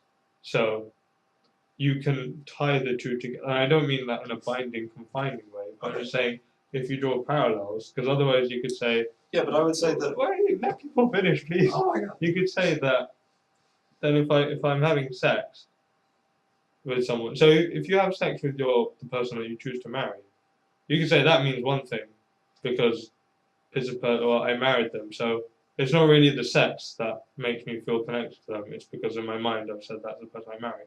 Whereas on the other hand, you could say if I have sex with someone that I'm not married with or I'm not committed to, I would say that's kind of ticking a box because you have a physical urge, you have your desires, and you could say, yeah, it's just sex kind of thing. Whereas with that, it's just sex with the person you really like. Okay. So is that you're kind of? I'd say you're changing that. Is that you're making it less special? Well, kind of that. If you're trying to get what's the word, harmony in things, you want things to balance out. So that's a kind of with emotion. So I don't try to live my life by complete logic in terms of, right, if there are things I want to do, never pay attention to that. What I do is I look at what I want to do, look at what I need to do, and try and balance the two together in a case of, so I'm not completely do what I want and I'm not completely do what I need. I try and get I try to get both, so I try to have my cake and eat it, because I think that is the optimal, favorable thing. So if I've got stuff that I need to do, I'm going to do that, because I have to do it. If I've got stuff that I want to do, I want to do that. So why does it have to be one or the other? So I try and balance my emotions with my rationale to the point that they're in harmony. So it's never a case that they're in conflict, but they're aligned together. And so going on from that, with the whole mental and physical scales of intimacy, I just put them on the same. I try to get them on the same so level. Try and keep your mental and physical. Yeah, because I find it like when people have professional lives and personal lives, I think that, as in an extreme case, I find that really complicates things. That I had a really bad time at work, but I didn't say anything because how would it look? Because if I'm just so and so, and I said, I think that manager, it was quite unprofessional in what they did, but because as a manager, I'll put up with that. But on a personal level, they're fine with saying, I think that person did something wrong. I mean, why would you have a double life? I just see that as an irrationality. As in, I can understand it, but I can't justify it. In the long term to do that. But it's conflict. You're living through a conflict. So that's why I try and always reconcile things, that they're always in harmony.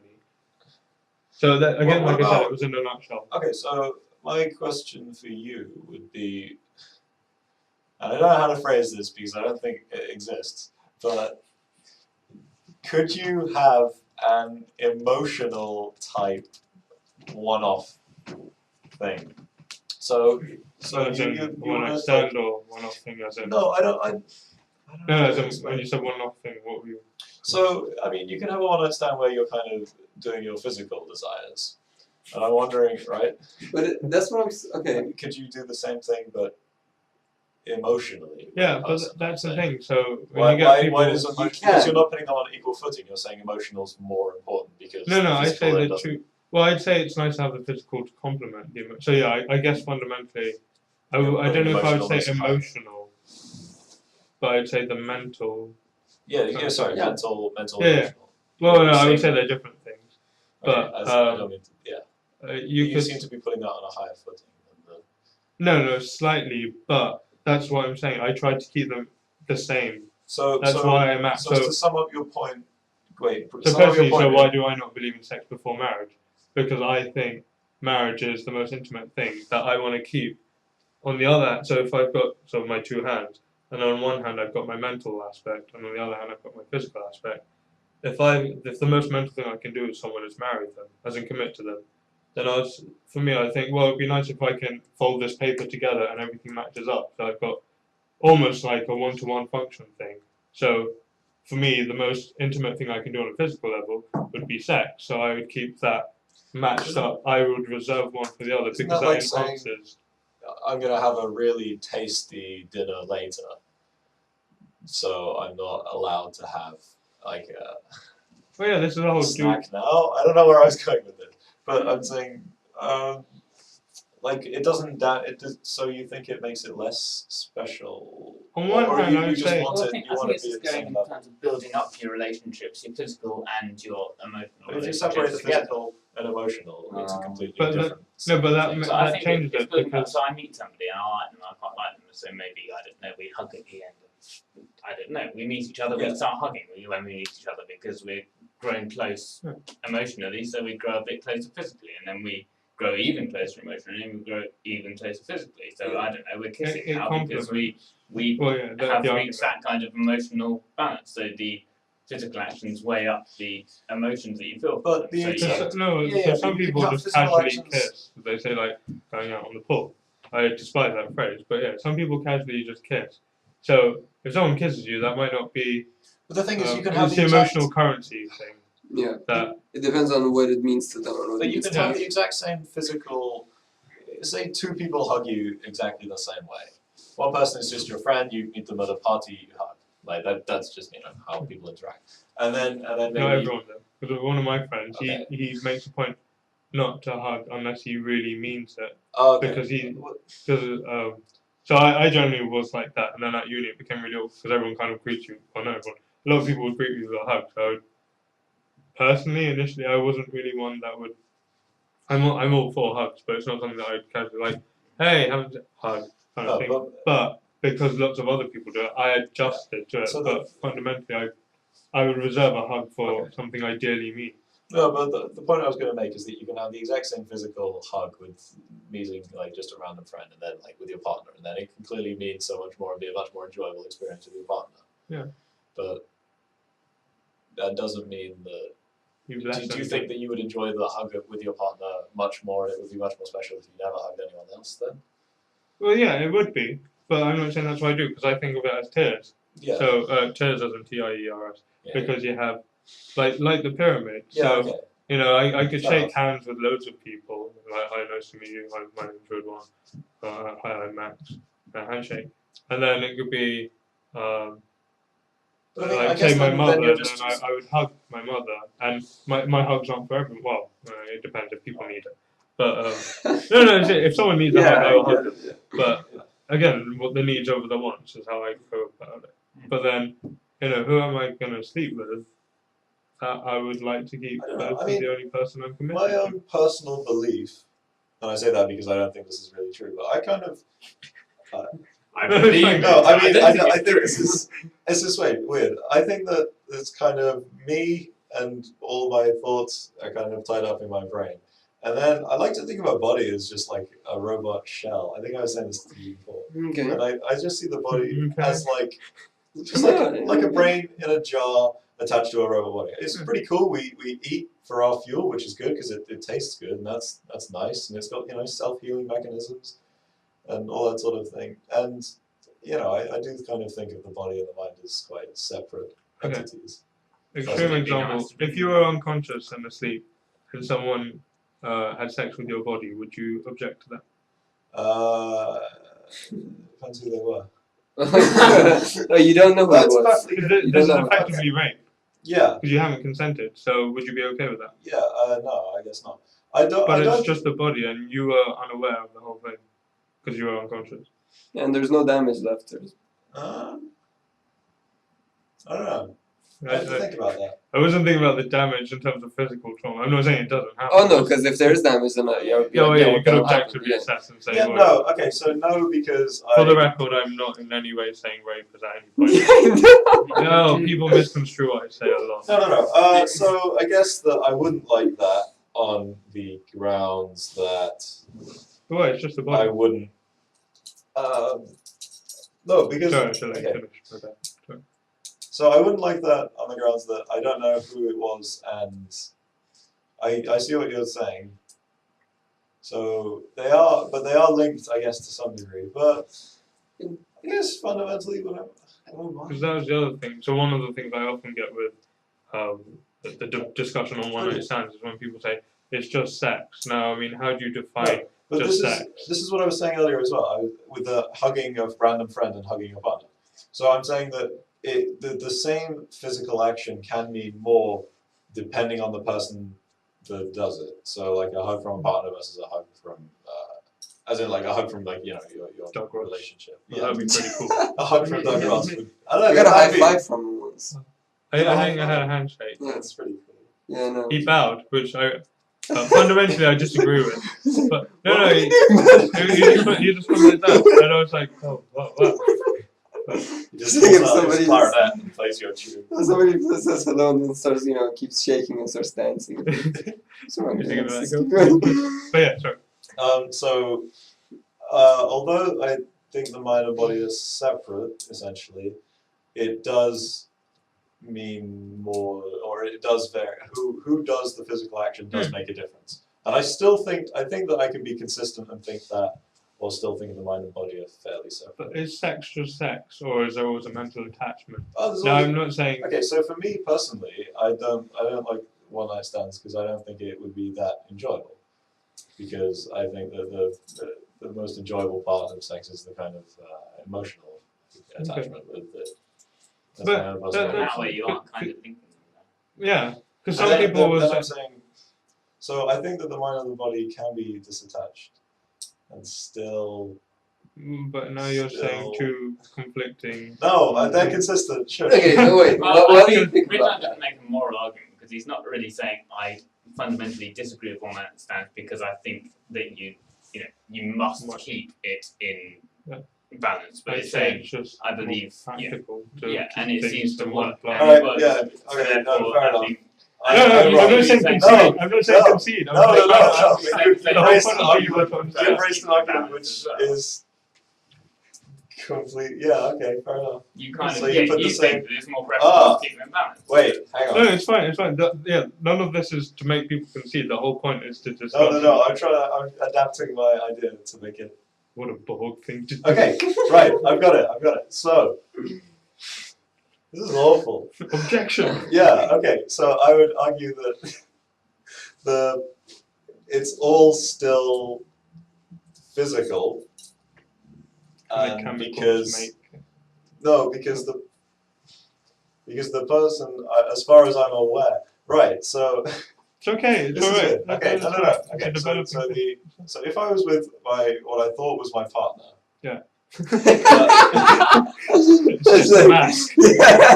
okay, but in reality, what this person is in fact a clone.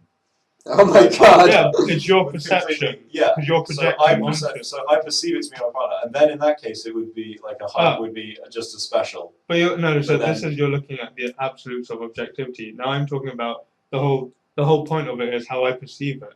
Because so if I was in the same position and I thought this person by all counts and measures was my significant other, for want of a better phrase or whatever, I haven't done it. It's like if I thought I was genuinely telling the truth and it turned out I was wrong, I wouldn't feel okay. I probably would feel bad that oh man I got something wrong, but I wouldn't feel guilty for lying because I hadn't consciously lied.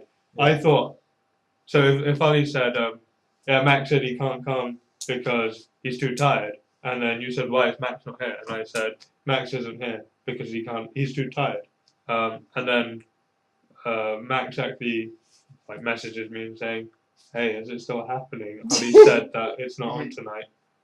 It's like, And oh then- my yeah, god. And then you could say, "Oh, Ridwan, why did you tell me that Max was too tired?" And then I would say, "This is what I was told." So good practice would be Max isn't coming because according to Ali, he's too tired. So always reference your chains of narration. That's the thing. So I wouldn't feel bad for telling you everything Yeah, I just knowing to thought. the best of your Yeah. knowledge. So if you slept with someone who you genuinely thought was your significant other, Yeah. you're not actively you're not saying, Yeah. well, this is different. You're saying, oh, hey, significant other, I really like you. Yeah, in terms of emotions being connected to the body, I think they are very, very connected. I think it's one holistic thing. Yeah. Because, our emotions it is come connected, from our regardless of what experience. it is. Yeah. Feedback loop again. Yeah, exactly. It's, So, yeah. what do you mean? Yeah. What is the other argument? No, you're What is saying a the- feedback loop that your emotions come through your body and your body helps adjust your Oh emotions. yeah, So, okay. you're physically, physical stuff happens because you feel a certain way, and then you feel a certain way because physical stuff happens. Exactly. Now, based on this, it is possible, I think, to enjoy, for example, a one night stand, and feel like you have a very strong emotional connection to that person, and at the same time know that this is not true, but you still feel that you're like, oh, this is like really nice and everything, and then then it goes away, and then you're like, oh, With okay. respect to what? So that's the thing. So you said physically. Yeah. So yeah. No, carry on, but I'm just And then, but emotionally at the end of it, maybe it would be actually but that didn't mean so much, and today it doesn't. Yeah, so, but it doesn't mean that you didn't chemically enjoy and it. physically, it might all look exactly the same. Like if Simon comes along with his brain scanning stuff and he scans your chemicals and says, yes, you love that person because you slept with them, and all of this happened while you're having this one night stand, and all this physical stuff and all of this chemical stuff happened. Yeah. But you would still value it as saying yes, but would wasn't. we though? That's the thing, because we still haven't. Well, We still don't know We don't know which whether is that's true. actually Yeah, true. so, I mean, it's an open point, Yeah. but It's a possibility. The emotion is like two things as Yeah. well. It's the long-term emotions that build up and up and up based on based on your collective experience. exactly. And then there's the emotions that happen on the spur of the moment, which are kind of maybe driven by immediate physical stuff, but then probably attach. Exactly, and sometimes. and then probably deteriorate just as quickly. Whereas the long-term ones, again, it comes down to gradients again, and the small incremental changes are going to be more stable. Yeah, and then it's going to remain more stable. It's not going to decay very rapidly. Yeah, exactly. And another thing in terms of physicality, but not just sex, is from my perspective in what I do, which is capoeira, but then you can think of dance as a form of expression that involves a lot of physical, things. Yeah. Dance is a form of sex. Yeah. Yeah. So I mean, when you are dancing, for example, with a partner who is good at dancing, you feel connected to that partner, although you may not be at all, or that person may be like a fascist or something, that you disagree with severely. Fascist. Yeah, but but you feel very connected to that person.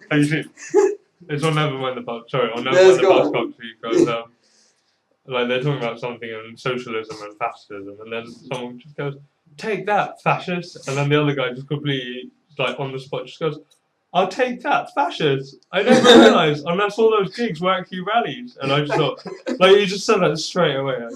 Anyway, sorry, carry on. Did you see Coscott's last night, by the way, the Doctor Who episode? What? Oh, okay. It's a Doctor Who.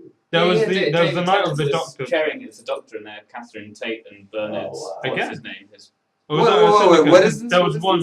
Never Mind the Buzzcocks. It's just like a game. Well, Oh, okay. a game. Did you see the one with the TARDIS? And they had the TARDIS come in, and Anood came in to do the intros round and stuff. Maybe. I've seen one where they had Tennant hosting, and they had it was a Doctor Who special. Alright. Oh, I saw it was special for last night. Okay, I know. I've definitely seen Tennant hosting, but it possibly wasn't a Doctor Who special. It was it was Catherine Tate and Bernard. What's his name?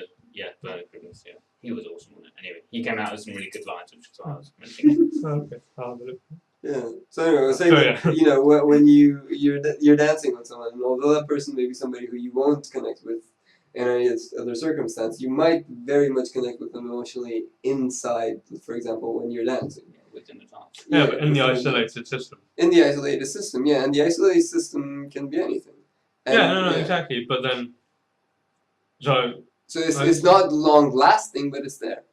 Yeah. But see, this is why people look at the isolated system and say, well, it holds true in the isolated system, therefore it must mean something. And I'm not outright dismissing that, but I'm saying, and then when you look at it in the context of the grand canonical ensemble, so to speak, Wait, what? it could be completely so if you've got the isolated system, if you have something occur in your, so you could say, according to this room, I've defined that as north, and then you could be sat facing that window and said, right, I'm facing north, Yeah. In the confines of this room, I'm facing north.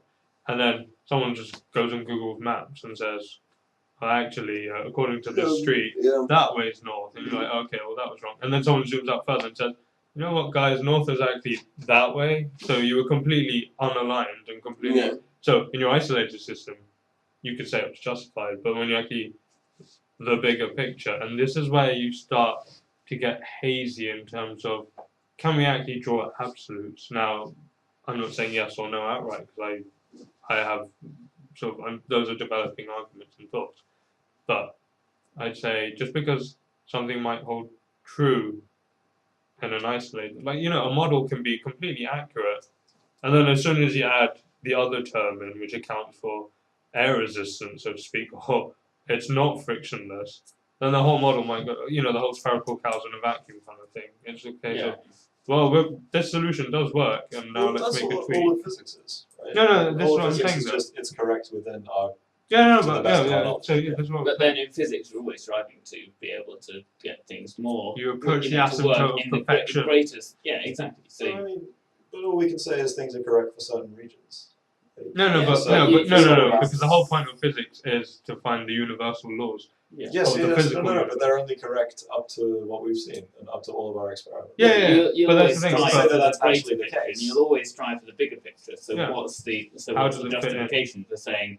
So when it comes to my physical enjoyment, I'm going to limit it just this isolated system, because So this is suddenly, going on the throughout balance my again scientific of life, mental I and... think I'm But going to everything's look at the yeah. great big picture. I suppose my argument But- is that everything's an isolated system up to a point. You can never truly have. Yeah, exactly. And Yeah, that's but why I'm then- saying physics has a scope. But Yeah. so I think, if I've understood correctly what Max is saying, and I'm not trying to overtake or take over. It's when I was saying with trying to draw the parallels between mental and physical aspects of a relationship, or things that are intimate on those scales.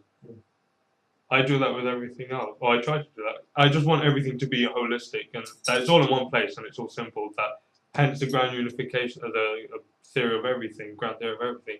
The laws of physics seem to point and describe that we live in a physical universe that has principles on which it operates. So why do we not do the same on a mental level? Why could the metaphysical thing? And then you've got the laws of logic, which are principles, like 1 + 1 in a logical argument is always 2. Again, that one is a bit iffy because you could say how would we define it, but you could say Boolean logic holds, as in true is true, false is false. Like this statement goes to this is true. and false If is this false. statement goes to that, then false. So why do principles I've met a few people that say I don't believe in principles.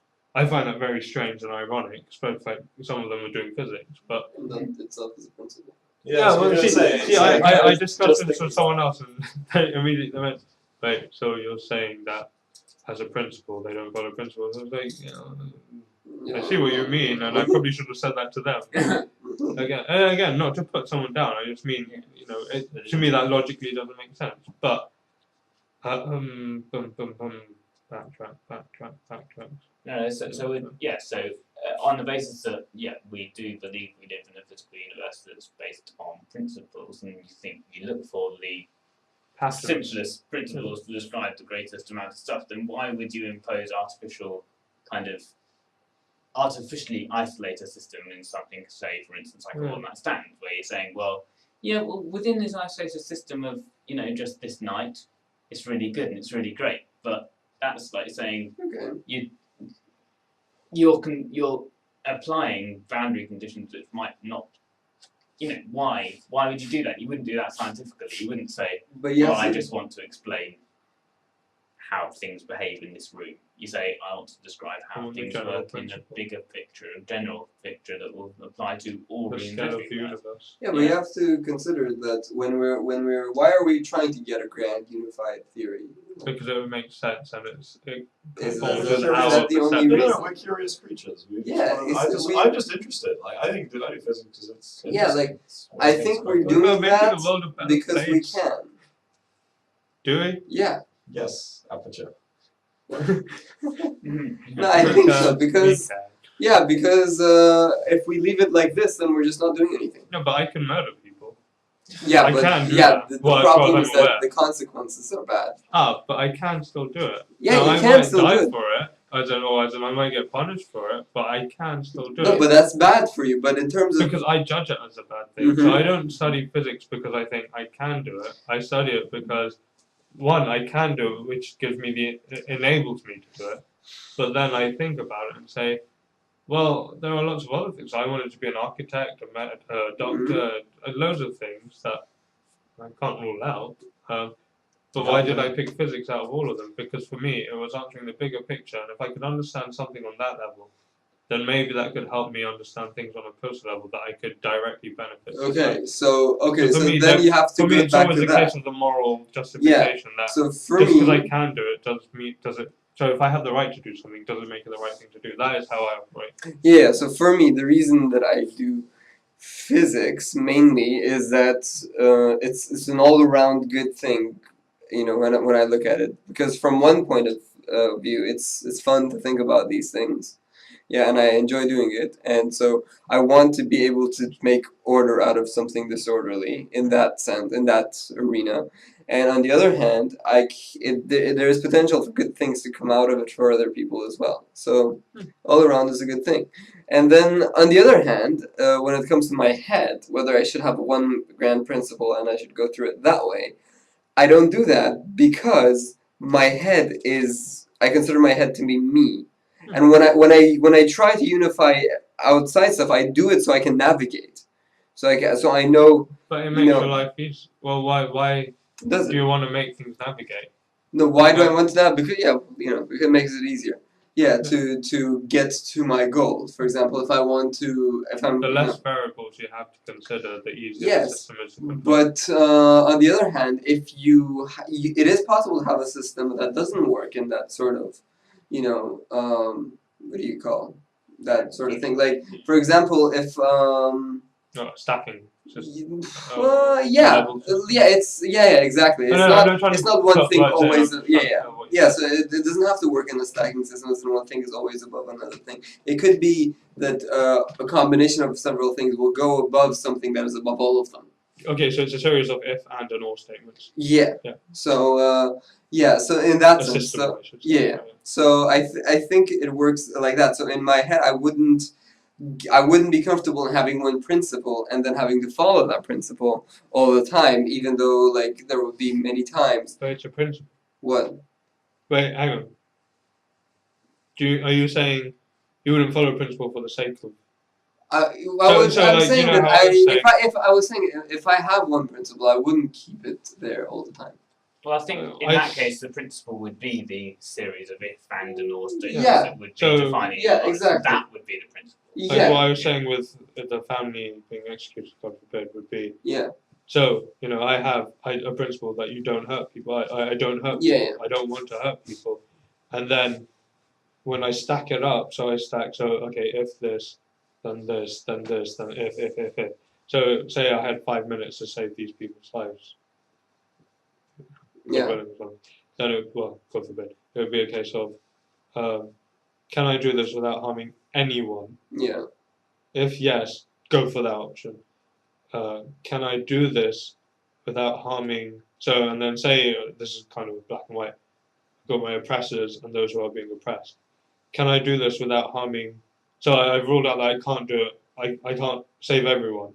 Can I do this without harming the oppressed? Yeah. And then so the oppressors will potentially get hurt. Then I have to go. So it's not a case of, well, okay, I can either not help any of them because then I haven't picked someone that I'm not going to hurt, or pick someone I'm going to hurt, or I can. So I try to do all or nothing, but then it's still tiered within that in the sense of, well, I couldn't get the maximum beneficial outcome, but that doesn't mean this kind of bothers me when people say there's no point trying to change the world because you yourself can't do it. It's well, if everyone did their bit, you can. So just because you can't hit 100% doesn't mean you don't try at all. You still try and hit whatever highest percentage you can. So I would still try to save all the oppressed, even if I had to hurt the oppressors. Ideally, I wouldn't hurt anyone. Yeah. Then if I had to, casualties I would try to restrict only if they have to happen to those who oppress. Yeah. And then even if that couldn't be done, I would still try to minimize the casualties. I wouldn't say, well, you know what, some people are going to get shot, or hurt, I might as well shoot or hurt everyone, okay. Yeah, I know. Rather than say, hey, Yeah. innocent people, duck. I would say, well, someone's bound to get shot, so Okay. I might as well just shoot So, blindly. what I'm trying to say is that it is not, perhaps the good word is practical, to try and set up principles as a computer program in your head to Really? follow. Because, for example, in the same case of oppressors and oppressees, say if you can make a system where you would hurt like 20 oppressors, or you could hurt 2 oppressees. But then it was to look out for that, wouldn't it? It would Yeah, you your base series it of on your if statements would principles, just... and you would say, Yeah, well, but when you think about it, you think about it that way. Yeah, like, I train my mind. So this is kind of the thing that bothered me in the iRobot film, because Will Smith has a It's always vendetta. iRobot. Always But boils down to Will Smith iRobot. has this vendetta against robot, born out of it just works on a difference engine, so it saved him rather than the girl. Yeah. So again, I don't mean this in a cold, calculating way, and kind of his argument was that they are cold and calculating. That if you had, say, for example, the parent who jumped in front of the gun so the kids wouldn't be shot, but then the kids died anyway, or the parent that lets the kids, I say let, as in don't say go and shoot my kid, but they have to endure it. And yeah, I'm not saying that's easy, or it's a case of, well, it was the most practical thing, I can completely live for that. No, I don't mean that, but if you're looking at a practical outcome, what is more, so you can let the toddlers survive for the duration of, say, a day of starvation, and then they pass away because no one else is around. The rest of the trade convoy has been killed. Or do you let this person, the adult who is capable of getting back to society, civilization, or getting help or surviving, and continuing to make a difference, might be able to have children again? No, that's not to say they will replace their children, but to say, in terms of, if you're looking at furthering the race, they're still capable of doing that. So you could say, well, that is more practical. So it's a case of, you go for the needs. I would say I always try to go for the needs, but that doesn't mean I leave my wants behind. Okay, so but that's what if why I you're always try to pressed in time? Yeah, no, so if you're pressed in time, you still stack it up. Yeah, but do you go through this process? That's what I'm saying. No, so this is what I'm saying. So I train my mind that I always kind of, I have my own personal reflection. Like what you're describing is just basic instinct, though. I mean, you're saying you train your instinct to be to reflect what you logically. Yeah, but I mean that's. So if I see a pizza, I'm not going to just jump on the pizza and go, haha, pizza. Pizza was a bag. I don't see when you're a kid and you walk into a game store or something. Okay, this doesn't apply for everyone, but you might walk into a game store and they've got the games consoles, and you might make a beeline for the games consoles where you can play on it, and whatever the game is, you just see a games console. Or you can train yourself to I need to do this stuff. Oh, okay, how about coming home from lectures or school or whatever? Okay. You might be tired, and you're like, well, go straight to bed, or you train yourself to the I keep changing this. The first social etiquette that we apparently learn, which I say there's plenty of evidence for this, and I agree with it. Toilet. Okay. We don't go just when we need. We've trained ourselves to wait till we've gone to a suitable social establishment, i.e. a bathroom. That reminds me. Excuse me. So you've trained yourself. I think I am actually going to have to go second year. Yeah, well, we've hit our 2 hours thing. Okay, wait, so yeah, what's your point with the social bathroom thing?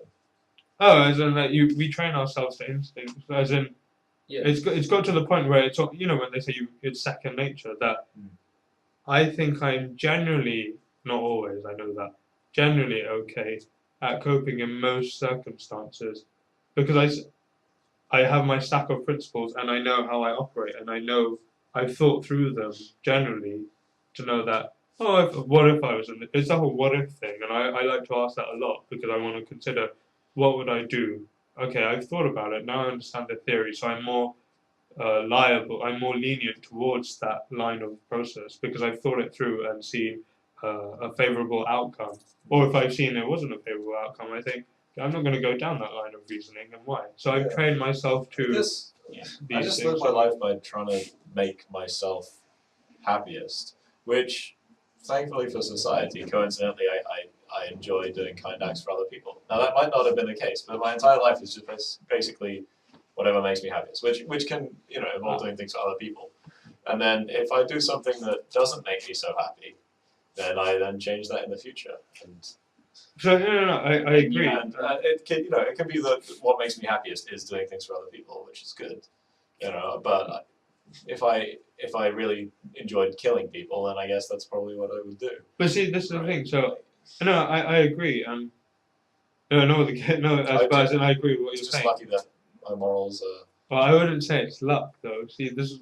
I'm not saying you're wrong, but personally, I wouldn't say it's luck because my whole idea of trying to unify everything so it's one simple, like everything's in one place. I try to reconcile all of that and think, actually, why do I deem helping others as a good thing? And then I tie it back. So currently, not the foundation of my thought, but I think the survival instinct has very strong credibility associated to it. Mm-hmm. That I generally try and sort of see how can I tie things into that. So if I help others, that maximizes relationship chance in terms of good relations. I am not perceived as a threat, nor are they a threat. Mm-hmm. And again, you can say, well, that's selfish, and then I would argue fundamentally we are all selfish. That's kind of what I was saying. And then we get to the point of, well, if you maximize your good relations, that enhances your survival. Because if someone sees me as a threat, that could potentially be, well, that's a danger that I have to be aware of. If you get rid of all the threats, then if you eliminate every threat to your existence, you are immortal. Yeah. But I would say death takes us all. Yeah, so not me. I'm never gonna die. But no, so as in, but you can still you can minimize. So again, that's the whole thing of, okay, so you can never, if we're saying you can never not die. Yeah, if you can never be immortal, then what's the point in even trying to stop yourself dying? It's like, well, I'm still going to look both ways before I cross the road. I know I'm going to die eventually, but it doesn't mean I have to. Well, the point is that I think there's plenty more happiness that I can get. Because I just view everything in terms of happiness, basically. Yeah, but then you can fundamentally say, where does that come from? Why do I want to be happy? Yeah. What, evolutionarily, or? Well, fundamentally, why? If I ask you why do you want to be happy? Why do it feels good. But why? Why does it feel good? Why does it feel, I don't know. But see, that's the thing. It feels good. But why? So you can always say but why to every single question. Exactly, but I'm not comfortable with anything being just is. Okay. I'm not forcing you to say. But the thing is that it's defined. I define feeling good to be like that, or so the word. It feels good it because feels, it's right. It's right because it feels good. Circular logic works because it does. No. So I'm not saying this is what you should believe. Nor am I saying is this absolutely the case. But what makes sense for me is I do good, as in what I define as good. It all fundamentally comes down to, so I want to be happy. Why? What is this happiness? That happiness is a feeling of peace, as in there is no conflict. So, because apparently during orgasm, one of the things why that's so desirable is because it's like a mind wipe, or not a mind wipe, a moment of blankness. So, that's kind of what like skydiving. It was like you have that moment those of 40 just seconds of falling through the air was like nothing. Yeah, well, I just had, for me, it was just stimulus. Like, I can see, but I wasn't processing. I was just taking it in. Yeah. It was just, and then because someone was reminding me, I had to do all the drill stuff. Yeah. That's why. But frankly, if I could just be falling through the sky, it definitely, at least, if I didn't, after a while, I guess it becomes. Yeah, that's the thing. But initially, it's such a weird. Yeah, you're just falling, and you have no time to think of anything. This is the strangest thing. I thought that I would think about things when I was falling, but no. It's just it's such an unusual experience for us now, I guess. It's such a sensory overload. We can't. Yeah, but so the thing with happiness, I would say, is I don't know if I would say happiness is being at peace, because things can just cause you to be happy and smile. Yeah, you can I don't know content. if you could say. I'd say that goes back to gradient. But what is the gradient aiming for? And I'd say that absence of conflict. I would say that being happy is the most fundamental that you can have things. I don't think that you can go any more fundamental in saying. Couldn't you do the same sort of measurement? Oh, with chemical. happiness? Yeah. Possibly. Like, Yeah, I think apparently you that's can. I can't remember which one. Endorphins But then and you all still sorts of- can answer why doing things for other people and seeing other people happy makes you happy. No, so I would I'm say saying that that that's it's I guess evolutionarily it's likely that I would act that way and that doing things for other people would make me happy because I would like to think of everything as up to natural But then selection you like are that. But kind that of, sounds like luck. So But yeah, I am. Well, I'm saying the reason I say it's lucky is because you can have abnormalities. And But then people- there's no causality, and if there's no causality, what is the point of the laws of physics? that was a big jump. But I escalated. We just went from why you No, opened the door to what's physics. If luck has the No, random I say element, it's lucky because I'm saying it's lucky for the rest of society that I think this way. But fundamentally, I just do what makes me happy, and it's lucky for other people. But is it luck? As in that's No, so luck well, I mean, is it's the not element. luck. It's down to evolution that it's likely that if you have offspring that they will. But evolution is causality as well. Yeah. So it's all tied into causality, and then this is one of the big conflicts with quantum mechanics that, as far as we're aware, there are no hidden variables, so it is random. So how does that coincide? How does that reconcile with causality, the causal nature that we seem to describe everything with? What do you mean? So physics generally, on the macroscopic scale, we're describing cause and effect. Yeah, Like, why did that thing move why does over that there? disagree with quantum mechanics? Well, because if you're saying things are random, then you haven't got causality. well, it's random, but it has a definite distribution. And when It you has a have lots and distribution. lots and Yeah, lots, it's just like a binomial thing. so you have. But So if I'm I was saying to that fly if- the electron at the double slit, which one is it going to go through? Both. You can say both, and then when you actually look at the particle it's phase, got a it's one or the particular- other. Yeah, it's got a And then you particular- say, why did it pick that one? Well, I mean, what okay, so caused this it is- to go there? Okay, so yeah, this is the weird bit. This is why quantum mechanics is so strange. Because fundamentally, from what we see, there are tests to show there are no hidden variables. It's, And on the fundamental nature is that it doesn't go through one. It's completely unintuitive. yeah, to because our- it's apparently random. I'm not. When I say apparently, I'm not saying it's not. To the best of our Just knowledge, as- it's completely, truly random. Yeah, But and then that's the But whole you thing that can if you've still got have- fundamental, random the stuff, thing is that how if have you, we got structure? if you How look have on we a got large order from scale- disorder? but if you look on a large scale, most of the time quantum mechanics doesn't make a difference. If I throw a tennis ball at a wall, On the large Yeah, scale, but why? this is Sorry? the confusing thing because you've What do you got order from disorder. So if things fundamentally start off, because they As cancel out particles, essentially. 'Cause it just- what? I'm saying that Sorry, but I wouldn't say. I'm saying that like quantum mechanics on a very small scale makes a difference, but then if you add enough effects, they kind of Yeah, you get your general your Yeah. superpositions. Yeah, exactly. Yeah, Your that's what I mean by they distribution. cancel out. I'm saying you. Okay, sorry. I think you're talking about No, I'm saying causality like from grand if you scale look stuff. at an individual particle, yes, you can see quantum effects, but then if you look at an overall system of throwing a ball against the wall, it's pretty unlikely it's going to tunnel through the wall, even though it Yeah. could. But so entropy. The second law says that you go from order to disorder. Yeah, but is But a then- quantum world But disorder? the quantum, random surely is the definition. So if I have 5 coins, and Random no, okay, with a six- definite if I have- distribution? if I have 5 coins and then there's a mix of heads and tails, you say Mhm. that's pretty disordered.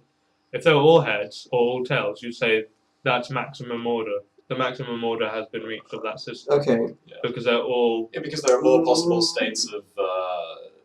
But if No, you look at, No, but if you it look at the depends on problems, what you're talking about. It depends if you're saying see, if you in your system of some heads, some tails.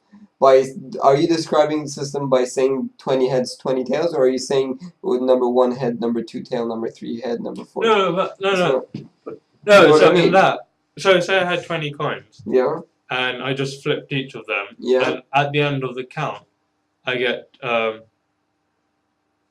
say 20 heads, 20 tails. Okay. That's maximum disorder.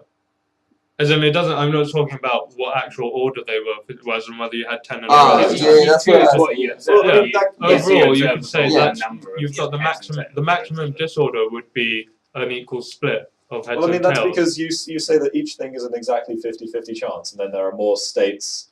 Yeah, exactly. Yeah. That's the maximum disorder. Okay. Whereas, So it's a logical so thing. if I you kept assume that flipping a it's a coin, complete I shouldn't 50-50. assume. Yeah, if it's an unbiased coin, I shouldn't assume I'd always get heads or always get Okay. tails, or there's a bias towards one or the other. Yeah. So if I have, you'd expect it to be 50-50, Mm-hmm. because that's the most equal, like, distribution. It's also the most unordered distribution because there is no bias. Yes. Okay, And so then, yeah, this is so is if I why kept flipping you this coin, expect- and then my results actually showed it's always heads. If the coin was still unbiased, that's very unintuitive. Yeah, but how do you translate that? Because So, yeah, if yeah. I've So, got so if what you described fundamentally is all why particles are disordered, if it's random, so random is disorder, Mm-hmm. yes. and non-random causality is order. So if you've got fundamentally, if things are fundamentally on a quantum mechanical nature, and it builds up to you get your No, macroscopic. but the thing is, you missed something there, and that's because a Bose-Einstein condensate is the most ordered you can get. Because that's a superposition. Yes, or- because they're all coherent. yeah. Okay. But so a mass of atoms, the same number of a Bose-Einstein condensate, but not coherent, that is the most disordered you can get, and that is what you get. Okay. No. So this is the thing. So I probably need to look into that more Okay. to understand it. But the point I was trying to make with why quantum mechanics seems unintuitive is because so before you the go from Bose-Einstein, disordered you're to going from causal. disordered to an ordered system. As in, how did that work? Yes. So because you build upwards. Yeah. According You're to like, gravity. where did you So where did gain how out of disorder definiteness? did I get order? Whereas all the entropy, everything else tells me I should be going the other way around. Yeah. So that's why it seems unintuitive. Well, because what's happened before, that there is a kind of causality in that, okay, you have for instance, if we're talking about particles have a charge, and then one particle happened to get to one place, but then it sets up a potential which affects the probability of further particles doing something. So, for instance, a hydrogen atom will form because that's a pretty interesting. So like Van der Waals bonds. Yeah.